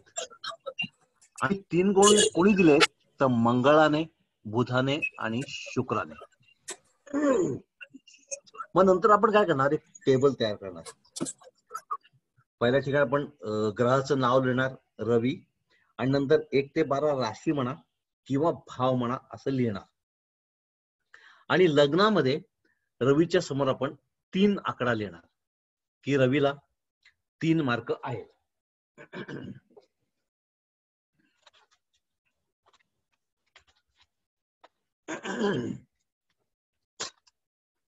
दिसतंय नाही? इथे रवीच्या लाईन मध्ये आपण 3 लिहिलेले आहेत. हाच नियम आपण द्वितीय स्थानात लावू शकतो. द्वितीय स्थानाला रवी फ्रॉम रवी रेष नाहीये, चंद्र फ्रॉम रवी रेष नाहीये, मंगळ फ्रॉम रवी रेष नाहीये, पण बुधाच्या याच्यामध्ये द्वितीय स्थानामध्ये एक रेष आहे. शुक्राच्या कुंडलीमध्ये द्वितीय स्थानामध्ये एक रेष आहे. करेक्ट. आणि शनीच्या कुंडलीमध्ये एक रेष आहे. म्हणजे द्वितीय स्थानात देखील रवीला 3 मार्क आहे. असं करत आपण 7ही कुंडल्यांचा अभ्यास केला तर त्याच्यावरून जे तयार होतं त्याला म्हणतात सर्वाष्टक, भिन्नाष्टक. आपण फक्त इथे रवीचा विचार करतो. त्यामुळे रवीला प्रत्येक भावामध्ये किती मार्क आहेत आणि ते मार्क कोणी दिलेत हे भिन्नाष्टकावरून समजतं. आणि भिन्नाष्टक एकत्र केले की आपल्याला सर्वाष्टक मिळतं, ज्याच्यावरून आपल्या आयुष्याचा सगळ्या गोष्टींचा आपण विचार करू शकतो. हे आता मी तुम्हाला जे काय सांगितलं हे कदाचित तुम्हाला जड गेलं असेल समजायलाच, तुम्हाला समजायला जड गेलेलं आहे. आम्ही हे सगळं प्रत्यक्ष एकेकाळी भोगलेलं आहे. तर ह्या रेषा मारताना डुलकी लागायची, इकडची रेषा तिकडे जायची. आपण आता फक्त रवी बघतोय, या रवीच्या 7 कुंडल्या बघतोय. अशा 7 ग्रहांच्या 49 कुंडल्या कराव्या लागायच्या आणि नंतर या 49 कुंडल्या क्लब कराव्या लागायच्या. म्हणून आम्ही जातकाला सांगायचो, बाबा रे गोधडी घेऊन ये, तू जरा झोप काढ, मी अष्टक वापरतोय. आणि ह्या गुणांमुळे अष्टक वर्ग मागे पडलं होतं. पण म्हटल्याप्रमाणे अनेक बदल होत असतात. त्यावेळी नंतर अष्टक वर्गामध्ये यंत्र नावाचा एक प्रकार आला, त्याच्यामुळे हा सगळा त्रास कमी झाला. मी आता हे तुम्हाला जे काय सांगितलं की गुणाचं टेबल कसं आहे, रेषा कशा मारायच्या वगैरे, हे सगळं आउटडेटेड झालेलं आहे. हे तुम्हाला खरं सांगायची देखील गरज नव्हती, कारण हे तुम्ही कुठेही वापरणार नाहीये. आता ओला कुबरचा जमाना आहे आणि मी तुम्हाला ही टांग्याची माहिती दिली. मग तुम्ही म्हणाले हे आम्हाला काय शिकवलं, जर याचा काहीच उपयोग नाही तर अशासाठी शिकवलं की उद्या तुम्ही अष्टवर्ग सिरियसली घेतलं आणि तुम्ही अष्टवर्ग शिकवायला लागले आणि एखादी खवचट विद्यार्थी आला आणि त्याने सांगितलं की या रेषा कशा मारतात ते सांगा बरं, हे ग्रह कुठे कुठे शुभ असतात ते कुठल्या टेबलात ते सांगा बरं, मग या रेषा एकत्र करून काय होतात ते सांगा बरं. तर त्याची उत्तर आपल्याकडे पाहिजे. किंवा आज जरी ओला कुबर आलेला आहे तरी एकेकाळी बैलगाडी कशी चालत होती, टांगा कसा चालत होता, हे अकॅडमिकली आपल्याला माहिती पाहिजे म्हणून हे सांगितलेलं आहे. आतापर्यंत जे काय सांगितलं त्यामुळे तुमच्या अंगावर कदाचित काट आला असेल तर ते विसरून जा. हे तुम्हाला आता करावं लागणार नाहीये, तुमच्या फक्त माहितीसाठी सांगितलं. तर ह्या रेषा एकत्र करून तयार होतं भिन्नाष्टक. एकेका ग्रहासाठी त्या ग्रहाने कुठे शुभ गुण दिलेत, कोणाकोणाला दिलेत हे समजतं. आणि या ज्या रेषा आपण मोजल्यात त्याचं रूपांतर आपण एका टेबलात करतो, त्या टेबलाच म्हणतात भिन्नाष्टक. तर प्रत्येक ग्रह या 12 भावांमध्ये 12 राशींमध्ये कसे शुभगुण देतो, त्याला कोणत्या ग्रहांचा सपोर्ट आहे, तो किती मार्कांचा आहे हे आपल्याला या टेबलवरून समजतं. रवी भिन्नाष्टक आपण आता पाहिलं की रवीवर आपण काय काय गोष्टी बघतो. आपल्याला रवी संबंधी विचार करायचा असेल तर आपल्याला रवी भिन्नाष्टक बघावं लागेल. आणि संबंध जीवनाचा विचार करायचा असेल त्या 7 ग्रहांची भिन्नाष्टक एकत्र करून मग आपण सर्वाष्टक बनवतो आणि त्या सर्वाष्टकावरून आपण सगळ्या प्रकारची भागितं करू शकतो. आता सांगितल्याप्रमाणे नंतर एक बदल असा झाला की अष्टक वर्ग नावाचा एक टेबल आला. पीपीटी नकोय सर, हो सर. नकोय का? पीपीटी नको आता.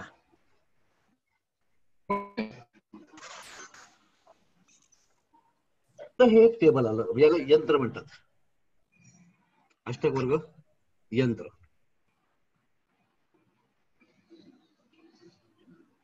या यंत्रामध्ये वेगवेगळी चक्र आहेत. थोडे मागे घ्या. थोडस मागे घ्या सर, मागे मागे घ्या. हा हा आता दिसतंय. हो सर दिसतंय व्यवस्थित. वेगवेगळ्या प्रकारची चक्र आहेत. हो सर. सगळ्यात पहिलं जे चक्र आहे ते भावांचं आहे. प्रथम भाव ते वेळ स्थानापर्यंत 12 भाव. त्या 12 भावांनंतर एकेका ग्रहाची एक एक चक्र आहेत आणि त्यावर त्याचं नाव दिलं असतं. नीट पाहिलं तर इथे बघा रवी असं बोल्ड अक्षरामध्ये लिहिलेलं आहे. ते चक्र ज्या ग्रहाचं आहे त्याचं नाव असं बोल्ड टाईप मध्ये लिहिलं असतं. आपण काय करायचं आहे, आपली जी कुंडली आहे त्या कुंडलीतले ग्रह आहेत त्या ग्रहाच्या चकती फिरवून ते त्या त्या स्थानामध्ये आणायचं.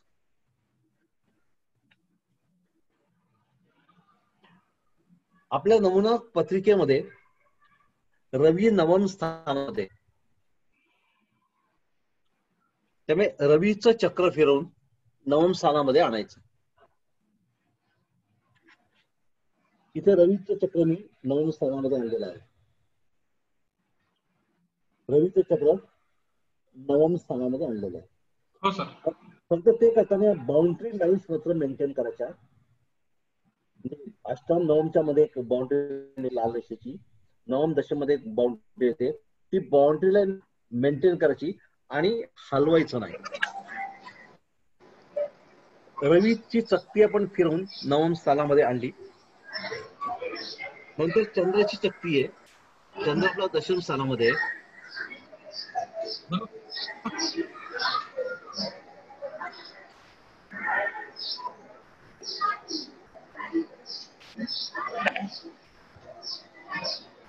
इथे चंद्र आपण दशम स्थानामध्ये आणलेला आहे.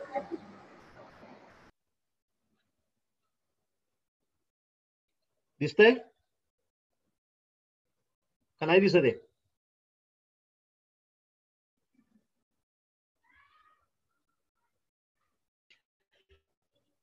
क्लिअर दिसत नाही तर हरकत नाही, मी याचा व्हिडिओ करून तुम्हाला नंतर पाठवतो. थोडक्यात काय तर आपल्या नमुना पत्रिकेमध्ये जे कुठले ग्रह आहेत, आपल्या ठिकाणी आहेत, ज्या कुठल्या भावामध्ये आहेत, इथे भावांची पण पहिली चकती आहे. त्या भावामध्ये त्या ग्रहाची चकती फिरवून आणायची, बाउंड्री लाईन मेंटेन करायची. नंतर दुसरा ग्रह घ्यायचा, तो दुसरा ग्रह आपल्या पत्रिकेमध्ये जिथे कुठे आहे त्या भावामध्ये आणायचा, इथे परत बाउंड्री लाईन मेंटेन करायची. असं करत करत 7ही ग्रहांच्या चकत्या त्या त्या भावामध्ये आणायच्या. जणू काही आपली जी काय नमुना पत्रिका आहे ती इथे आपण ती तयार केलेली आहे. त्यामुळे पत्रिकेतील सगळे ग्रह त्या त्या भावांमध्ये आले. पहिलं चकती त्या भावांची आहे. पुढची स्टेप, समजा आपण लग्नाचं स्थान बघतोय, मग तिथे हे र च व अशी अक्षर असतात. शुक्रासाठी शु, शनीसाठी श, मंगळासाठी म, चंद्रासाठी च, रवीसाठी र. त्याची आपण प्रथम स्थान बघतोय, त्या प्रथम स्थानामध्ये र किती आहे, च किती आहे, म किती आहे हे मोजायचं. समजा लग्नामध्ये आताच आपण पाहिलं की आपल्याला रवीला 3 मार्क मिळाले होते, तर इथे आपण ते आपली कुंडली मांडली चक्रामध्ये, तर लग्नामध्ये र हे अक्षर 3 वेळा येणार. त्याचप्रमाणे र अक्षर किती आलंय, च किती अक्षर आलंय, हे सगळं आपल्याला याच्यावरून समजू शकतं. आणि प्रथम स्थान आणि द्वितीय स्थानामध्ये आपण ती रेड बॉर्डर लाईन मेंटेन करतोय. त्यामुळे प्रथम स्थानामध्ये ही र च ही सगळी अक्षरं टोटल किती आली आहेत ते पण आपल्याला समजतं. आपल्या नमुना पत्रिकेला लग्न स्थानामध्ये 26 गुण आहेत. त्यामुळे लग्नातल्या ह्या र च ला म ला आपण टोटल केली तर ती 26च येणार. असं हे मला वाटतं तितकं व्यवस्थित दिसत नाहीये काही कारणाने. का दिसतंय? क्लिअर दिसतंय का नाही? नाही नाही नाही सर दिसत. नाही सर नाही क्लिअर नाही दिसत. हो. क्लिअर नाही क्लिअर मग नाही एक दिसत सर. एक करतो मी याचा व्हिडिओ दिसत करतो, नाही सर. याचा मी व्हिडिओ करतो आणि आपल्या ग्रुपवर टाकतो, तो तुम्हाला व्यवस्थित नाही दिसतंय. दिसत सर. तेच म्हणतो मी याचा व्हिडिओ करतो आणि त्यावर टाकतो, तुम्हाला ते समजेल. पण कन्सेप्ट तुमच्या लक्षात आली असेल. हो सर हो सर. आता परत तुम्ही म्हणाल की आता आपला संगणक युग आलेला आहे, आपण सॉफ्टवेअर वापरतोय, कॉम्प्युटर वापरतोय, मग तरी ह्या यंत्राची गरज काय? सर तर एकच पहिली मिनिट हा. मी सगळ्यांना एकदम म्यूट करतो, म्हणजे मग आहे ना तुम्ही अनम्यूट करून बोला, म्हणजे डिस्टर्ब होणार नाही मधला.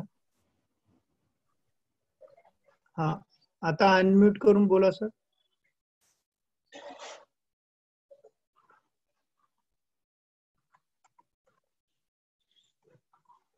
एक मिनिट.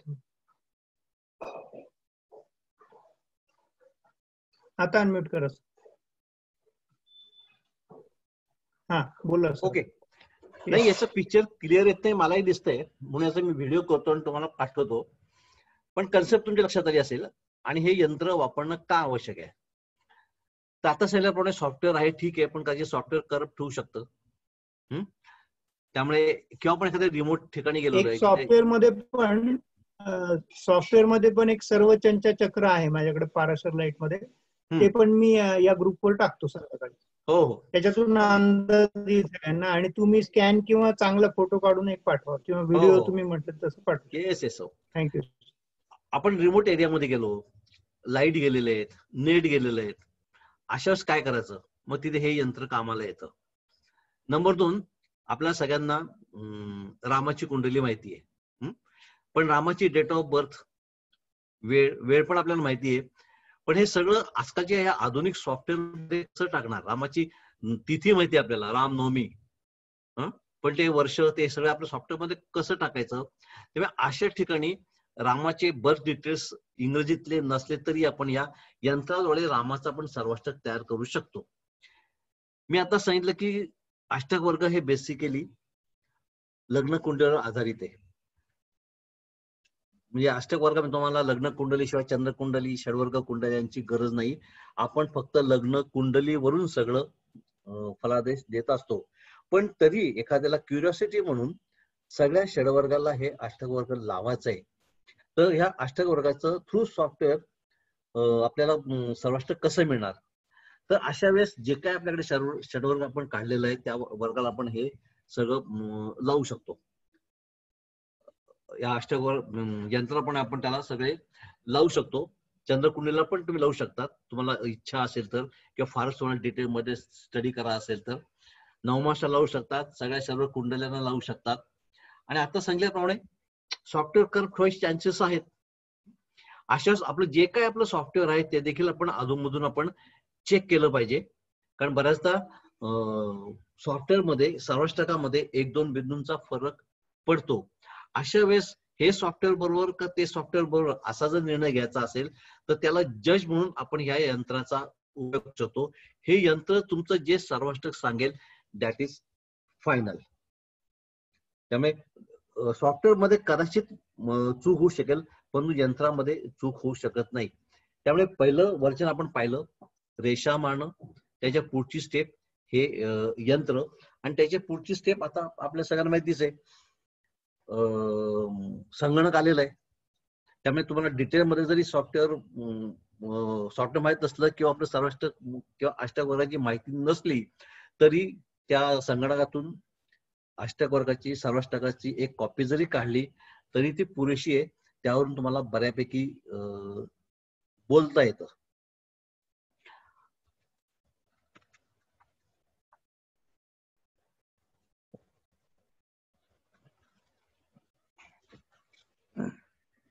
पावले सर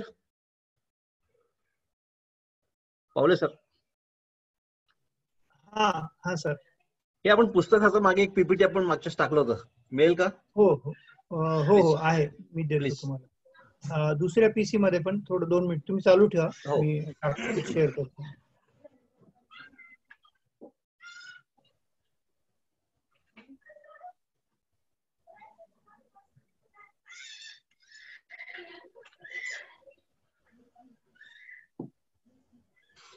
आपण काय केलेलं आहे, एक पत्रिका मी अशी शोधून काढली की आपले अष्टक वर्गाचे सगळे नियम ज्या पत्रिकेला चांगल्या प्रकारे लागू होतात, आणि अशी पत्रिका मला सुदैवाने मिळाली.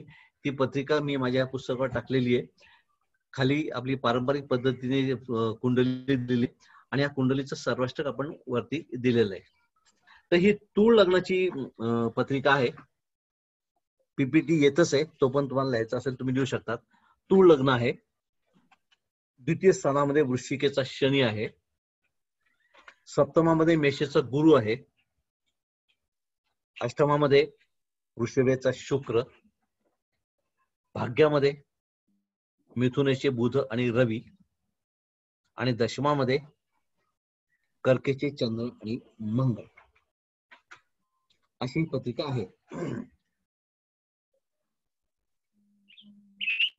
याच पत्रिकेचं सर्वाष्टक आपण आता इथे बघणार आहोत, किंवा आपण ज्याला नमुना पत्रिका म्हणून ज्याचा उल्लेख केला त्या नमुना पत्रिकेचा देखील आपण याच कुंडलीचं सर्वाष्टक बनवलंय आणि त्याचा आपण विचार करणार आहोत.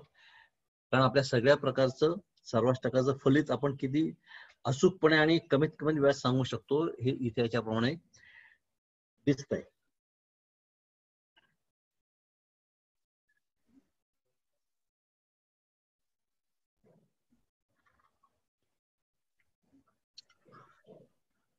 आपली 2 तासाची वेळ बहुतेक आता संपत आलेली आहे. ती संपण्यापूर्वी आपण सर्वाष्टकावर एक नजर टाकू. ती पीपीटी पर्यंत मी या सर्वाष्टकाची तुम्हाला माहिती देतो. या सर्वाष्टकामध्ये सगळ्यात पहिली जी लाईन असते त्यावर भाव लिहिले असतात. प्रथम भाव, द्वितीय भाव, तृतीय भाव ते व्यय, म्हणजे 1 ते 12 भाव लिहिलेले असतात.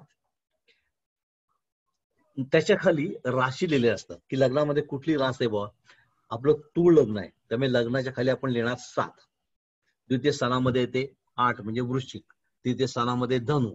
चतुर्थामध्ये मकर. असं करत करत व्यय स्थानामध्ये कन्या राशी. या अशा राशी लिहिलेल्या आहेत. त्याच्या खाली ग्रह येतात आणि ग्रहांनी प्रत्येक राशीला, प्रत्येक भावाला किती गुण दिले ते सांगितलेलं असतं. आणि या सर्व ग्रहांची बेरीज केली की त्या स्थानाला किती गुण मिळतात त्याची टोटल खाली आलेली असते. हा जो सर्वाष्टकाचा फॉर्मॅट आहे हा तुम्ही चेंज करू शकता तुमच्या सोयीप्रमाणे. आता कोणत्या ग्रह कुठल्या स्थानामध्ये ते पण तुम्ही इथे ऍड करू शकतात. तर हा फॉर्मॅट रिजिड नाहीये, फायनल नाहीये. तुम्ही तुमच्या सोयीप्रमाणे, तुमच्या अनुभवाप्रमाणे, तुम्हाला नवीन काही सुचलं तर तुम्ही हा फॉर्मॅट चेंज करू शकतात. याच्यावरून एक गोष्ट आठवली, ग्रह शुभ होण्यासाठी 4 गुण लागतात आणि भाव शुभ होण्यासाठी 28 गुण लागतात. हे आपण सुरुवातीला बघितलं. परंतु हे 4 आणि 28 हे काही कुठल्याही कायद्यामध्ये लिहिलेलं नाही. तुम्ही 5, 50, 100 पत्रिका पाहिल्या आणि असं लक्षात आलं की 25 गुण असताना देखील चांगल्या प्रकारे रिझल्ट मिळू शकतात.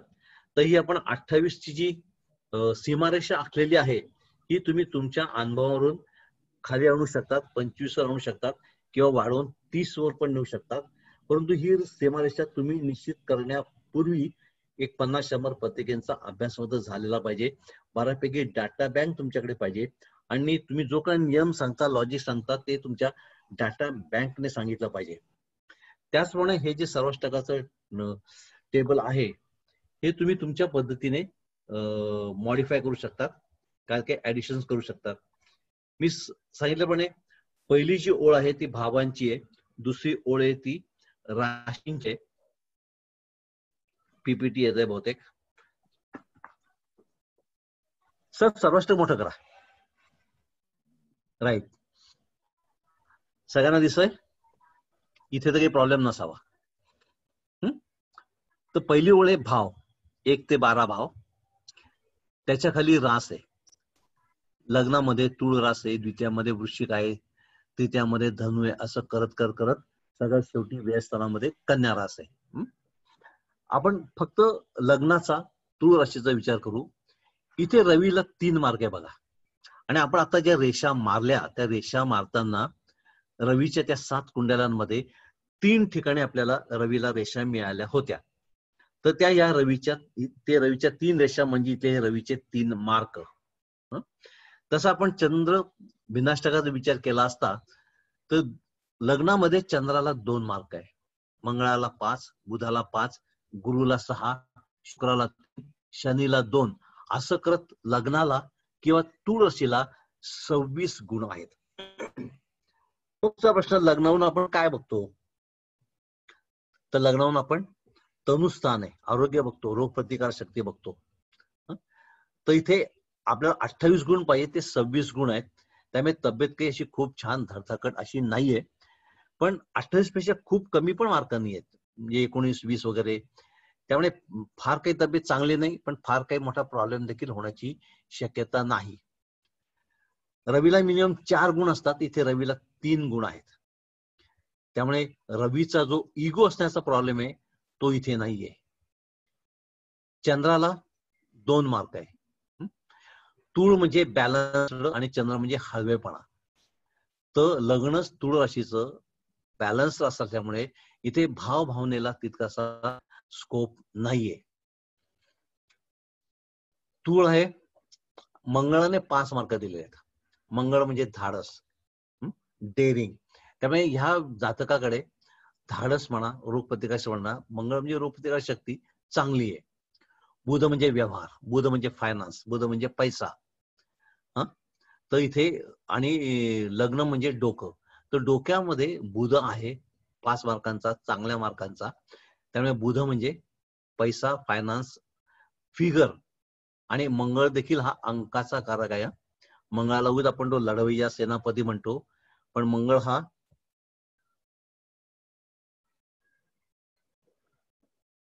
काय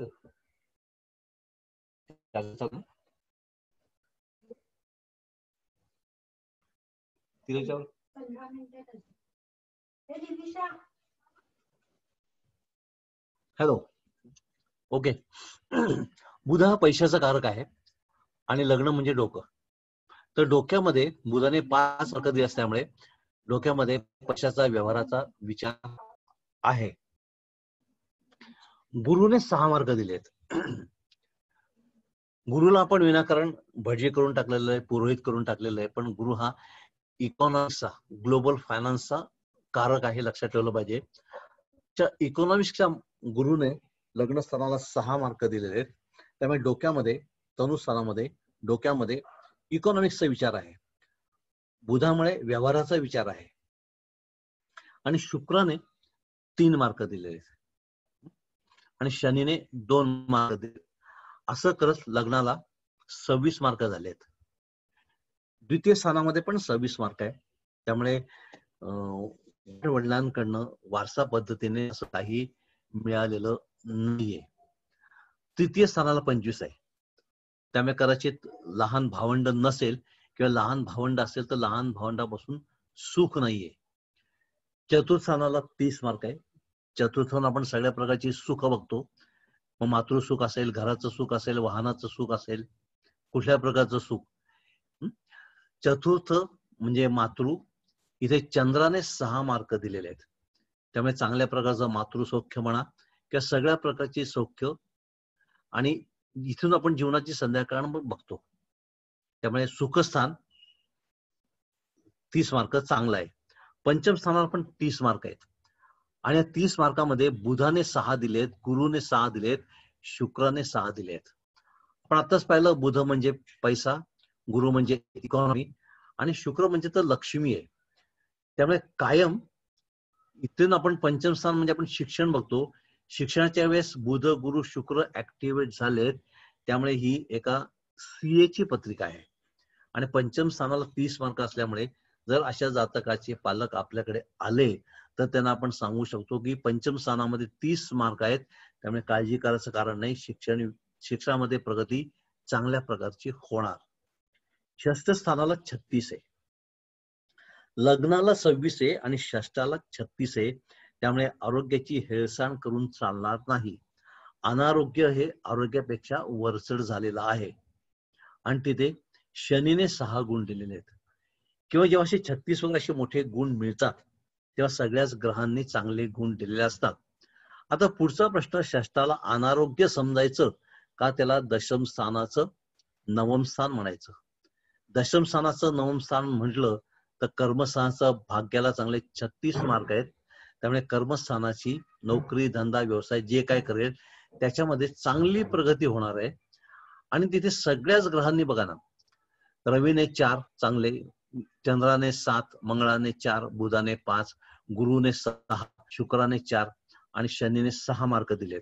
या सगळ्याच ग्रहांनी दशमाच्या नवमाला भरभरून मार्क दिलेले आहेत.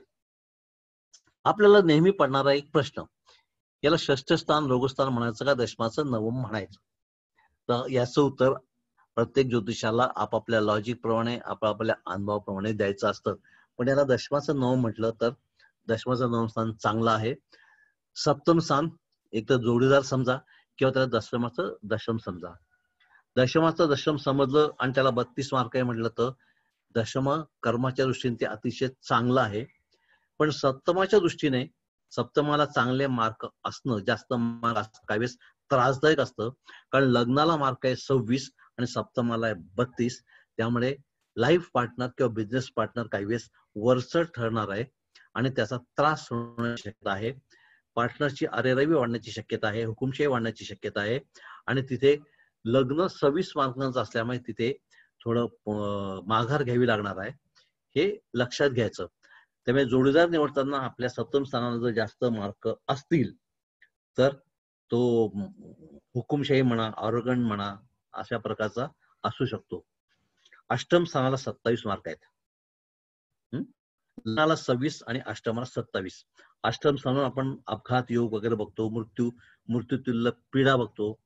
इथे काही फार फरक नाहीये. त्यामुळे आयुष्यामध्ये फार काही मोठा मेजर ऍक्सिडेंट वगैरे व्हायची शक्यता नाहीये. आणि तूळ लग्नासाठी बुध हा भाग्येश होतो. भाग्येशाने अष्टम स्थानाला 7 मार्क दिलेले आहेत. आणि हे अष्टम स्थानाला मृत्यूचं स्थान म्हणायचं का परत दशमाचं लाभस्थान म्हणायचं, हा देखील आपापल्या अनुभवावर आपण निर्णय घ्यायचा आहे. भाग्यस्थानाला 19 आहे. तर अशाच आपण जातकाला सांगितलं पाहिजे की नशिबावर विसंबून राहू नको. इतरांना 101% कष्ट करावं लागतात तर तुला 501% कष्ट करावं लागेल, तेव्हा नियती तुझ्यावर प्रसन्न होणार आहे. त्यामुळे कुठल्याही प्रकारच्या नशिबाच्या हवाल्यावर कुठलीही कृती करू नको. तुला स्वतःला भरपूर कष्ट करावे लागणार आहे. दशम स्थानाला 25 आहे, जे 28 पाहिजे. त्या नोकरी धंदा वगैरे काही विशेष 19 सारखे असे कमी वगैरे मार्क नाही आहेत. 25 म्हणजे 28च्या जवळपास जाणारे मार्ग आहेत. कष्ट करतो 25 आणि लाभ मिळतायत 33. लाभस्थानाला 33 मार्क आहेत. या 33 मार्का म्हणजे बुधाने 6 दिलेत, जो बुध भाग्येश आहे. शुक्राने 6 दिले, जो शुक्र लग्नेश आहे. लग्नेश भाग्येशाने दिलेले आहेत. आणि रवीने 5 दिले, जो रवी लाभेश आहे. त्यामुळे लाभस्थानाला लाभेश, लग्नेश आणि भाग्येश यांनी मार्क दिले आहेत. 33 मार्क दिलेले आहेत. त्यामुळे कष्ट जरी कमी केले, कष्ट जरी 25 केले तरी लाभ मात्र 33 मिळणार आहेत. बऱ्याचदा काय होतं, एखादी माणूस विशेष कष्ट न करता हळूच वर जातो, चांगल्या पोस्टवर जातो, त्याला चांगले प्रमोशन्स मिळतात. त्यावेळेस इतर लोक म्हणतात त्याला की हा चमचेगिरी करून वर गेला, त्याच्याशी मी जास्त क्वालिफाईड होतो, ते प्रमोशन मला मिळालं पाहिजे होतं. पण त्याच्या पत्रिकेमध्ये जर 25 कष्ट करून 33 लाभ मिळणार असतील तर त्याच्यावर जळण्यापेक्षा त्याची पत्रिका नीट जवळून बघा, नीट त्याचा अभ्यास करा. हे त्याच्या पत्रिकेमध्येच लिहिलंय. उलट तुमच्या पत्रिकेमध्ये कष्ट 33 आहे आणि लाभ 25 असतील तर तुम्हाला प्रमोशन कसं मिळेल? हाच प्रश्न नेताजी आणि नेहरू यांच्या बाबतीत नेहमी विचारला जातो. अनेक नेताजी भक्तांचं असं म्हणणं आहे की पहिला पंतप्रधान होण्याचा मान खरं नेताजींनाच मिळाला पाहिजे होता, परंतु बापूंनी पक्षपातीपणा करून नेहरूंच्या गळ्यात माळ घातली. हे किती खरं खोटं कोण जाणे, परंतु नेताजींची पत्रिका पाहिली आणि नेहरूंची पत्रिका पाहिली तर नेताजींच्या पत्रिकेमध्ये पंतप्रधान बनण्याचे योग नव्हते, पण नेहरूंच्या पत्रिकेमध्ये पंतप्रधान होण्याचे योग होते. आता जो आपण लाभस्थानाचे मार्क पाहिले, हाच मुद्दा नेताजी आणि नेहरूंच्या बाबतीत देखील लागू पडतो. इथे करतोय 25, लाभ मिळतात 33. 33 म्हणजे लाभ, लाभ म्हणजे इन्कम, आणि व्ययस्थान म्हणजे खर्च. 25 कष्ट करतो, 33 मिळतात, आणि खर्च करतो 28. त्यामुळे हा माणूस एकतर व्यवस्थित खर्च करणार आहे, किंवा कंजूस आहे, किंवा पैशाचा चांगला विनियोग करणार आहे. आपला जोडीदार, स्त्री असो पुरुष असो, त्याच्या पत्रिकेमध्ये असे व्ययस्थानामध्ये कमी मार्क असतील आणि तो जर आपली हौसमौस पुरवत नसेल, तर लक्षात घ्यायचं की याला खर्च करायचा मूड नाहीये. एक तर हा पैसा व्यवस्थित वापरतोय, किंवा हा कंजूस आहे. ते ऍक्सेप्ट करा. याच्या उलट कमवतो 28 आणि खर्च करतो 33, म्हणजे हा पैसे उरणारा आहे, भरपूर खर्च करणारा आहे. तर मानवी संबंधाचा देखील अभ्यास करण्यासाठी हे एक सर्वाष्टक चांगल्या प्रकारचं आपल्याला मदत करतं, आणि ते देखील 2 मिनिटांमध्ये. आता आपण हे सगळं काही वाचलं, तुम्हाला हे सगळं समजून सांगण्यासाठी मी जरा काही वाक्य जास्त बोललो असेल, पण आम्ही अशाच काय करतो, त्या भावापाशी जातो आणि निर्णय घेतो. आता सध्या शनी आहे मकर राशीला. मकर रास म्हणजे चतुर्थ स्थानामध्ये आली.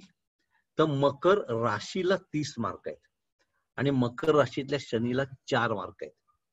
शनीचे 4 मार्क तसेच चांगले, कारण शनी मुळात मार्कच देतो 39, आणि भाव आहेत 12. 39 भागिले 12 केलं तर त्याचे 3 गुण चांगले असतात, आणि इथे मकरच्या शनीला 4 गुण आहेत, आणि मकर राशीला 30 गुण आहेत. त्यामुळे इतरांना हा शनी कसाही गेला तर या जातकासाठी हा शनी अतिशय चांगला जाणार, हे आपण शनीच्या याच्यावरून सांगू शकतो. केवळ इथे गुरु मात्र आता धनुराशीत गेल्यामुळे तो 1 मार्कांचा झालेला आहे, जो मकरेमध्ये असताना 7 मार्कांचा होता. आणि पत्रिकेमध्ये गुरु कोण आहे? तृतीयेश आहे, आणि षष्टेश आहे. षष्टेश इथे वीक झालेला आहे. काही वेळेस गुरु वीक होणं चांगलं असतं. ह्या पत्रिकेचा षष्टेश गुरु आहे, आणि जो आता गोचरेने वीक झालेला आहे, बलहीन झाला आहे, ही एक चांगली गोष्ट आहे. मी तुम्हाला आता प्रश्न केला होता की मेषेचा शनी कोणाला कसा जाणार ते सांगा. मेषेचा शनी यायला अजून किती वर्ष आहेत? 5 म्हणजे साधारण 10 वर्ष आहेत. तर 10 वर्षांनी येणारा शनी कसा आहे, एका सेकंदामध्ये आपण कुठल्याही पद्धतीने सांगू शकत नाही. परंतु इथे मात्र आपण सांगू शकतो. आपण रास म्हणले तर मेष राशीपाशी जाणार, आणि शनीचे गुण म्हटलं तर आपण शनीच्या खाली येणार. इथे मेष राशीतल्या शनीला 5 गुण आहेत, आणि मेष राशीला 32 गुण आहेत. त्यामुळे मेषेचा शनी जेव्हा केव्हा येणार आहे, या जातकाला उत्तम जाणार आहे, हे आपण एका सेकंदामध्ये सांगू शकतो. तर असं हे सर्वाष्टक, प्रत्येक भावाला किती मार्क आहे त्याच्यावरून त्या भावापासून सुख मिळणार का हे आपण सांगू शकतो. त्याचा नियम भावाला 28 मार्क, आणि हे मार्क कोणी कोणी दिलेले आहेत हे देखील बघणं आवश्यक आहे. मित्रांनी दिलेत का, केंद्र कोणाच्या स्थानकाने दिले का, लाभेशाने दिले का, भाग्यशाने दिले का, हे दिले असतील तर आणखीन चांगलं. पण हे जे सर्वाष्टक आहे हीच तुमची मूळ कुंडली आहे, आणि हेच तुमचं गोचर आहे.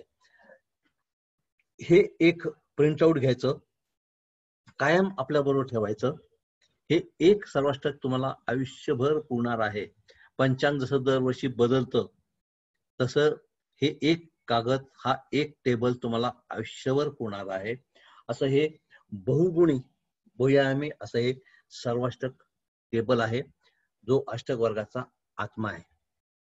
माझ्या परीने मी आज तुम्हाला अष्टक वर्ग म्हणजे काय, अष्टक वर्गातले गुण कसे आहेत, गुणांचं टेबल कसं आहे, रेषा कशा आखायच्या, या रेषांपासून भिन्नाष्टक आणि सर्वाष्टक कसं बनतं, आणि सर्वाष्टक कसं वाचायचं, हे तुम्हाला मी सांगण्याचा प्रयत्न केलाय.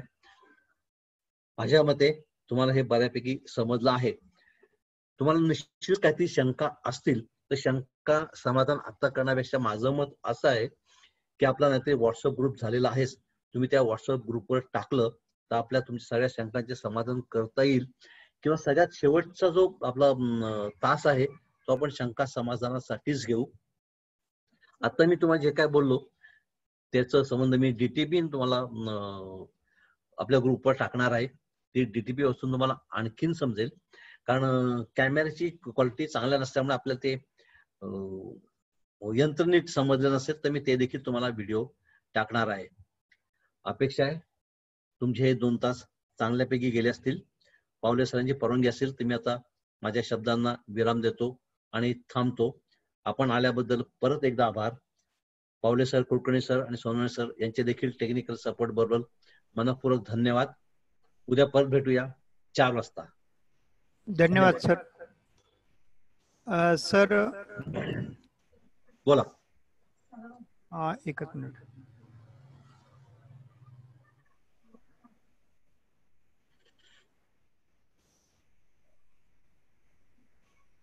इथे आज काही सूचना मला द्यायच्या आहेत.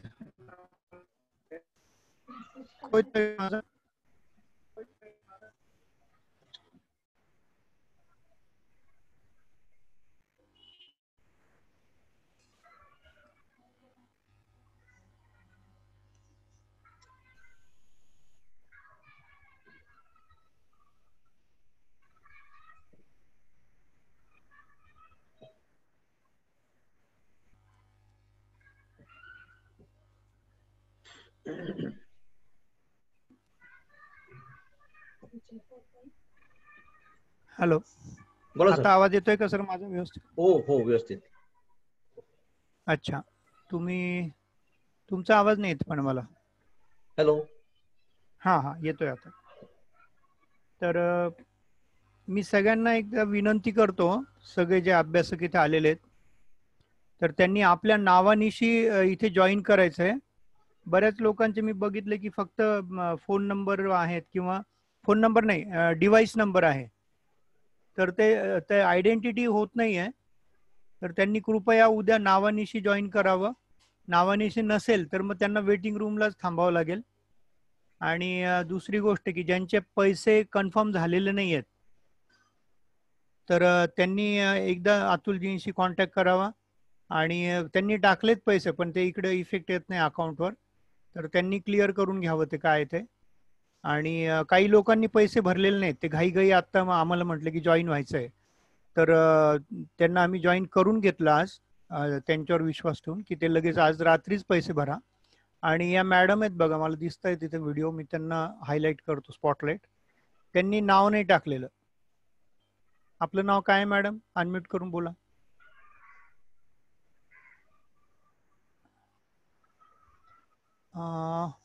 मी अनम्यूटचं तुम्हाला ऑन करून देतो.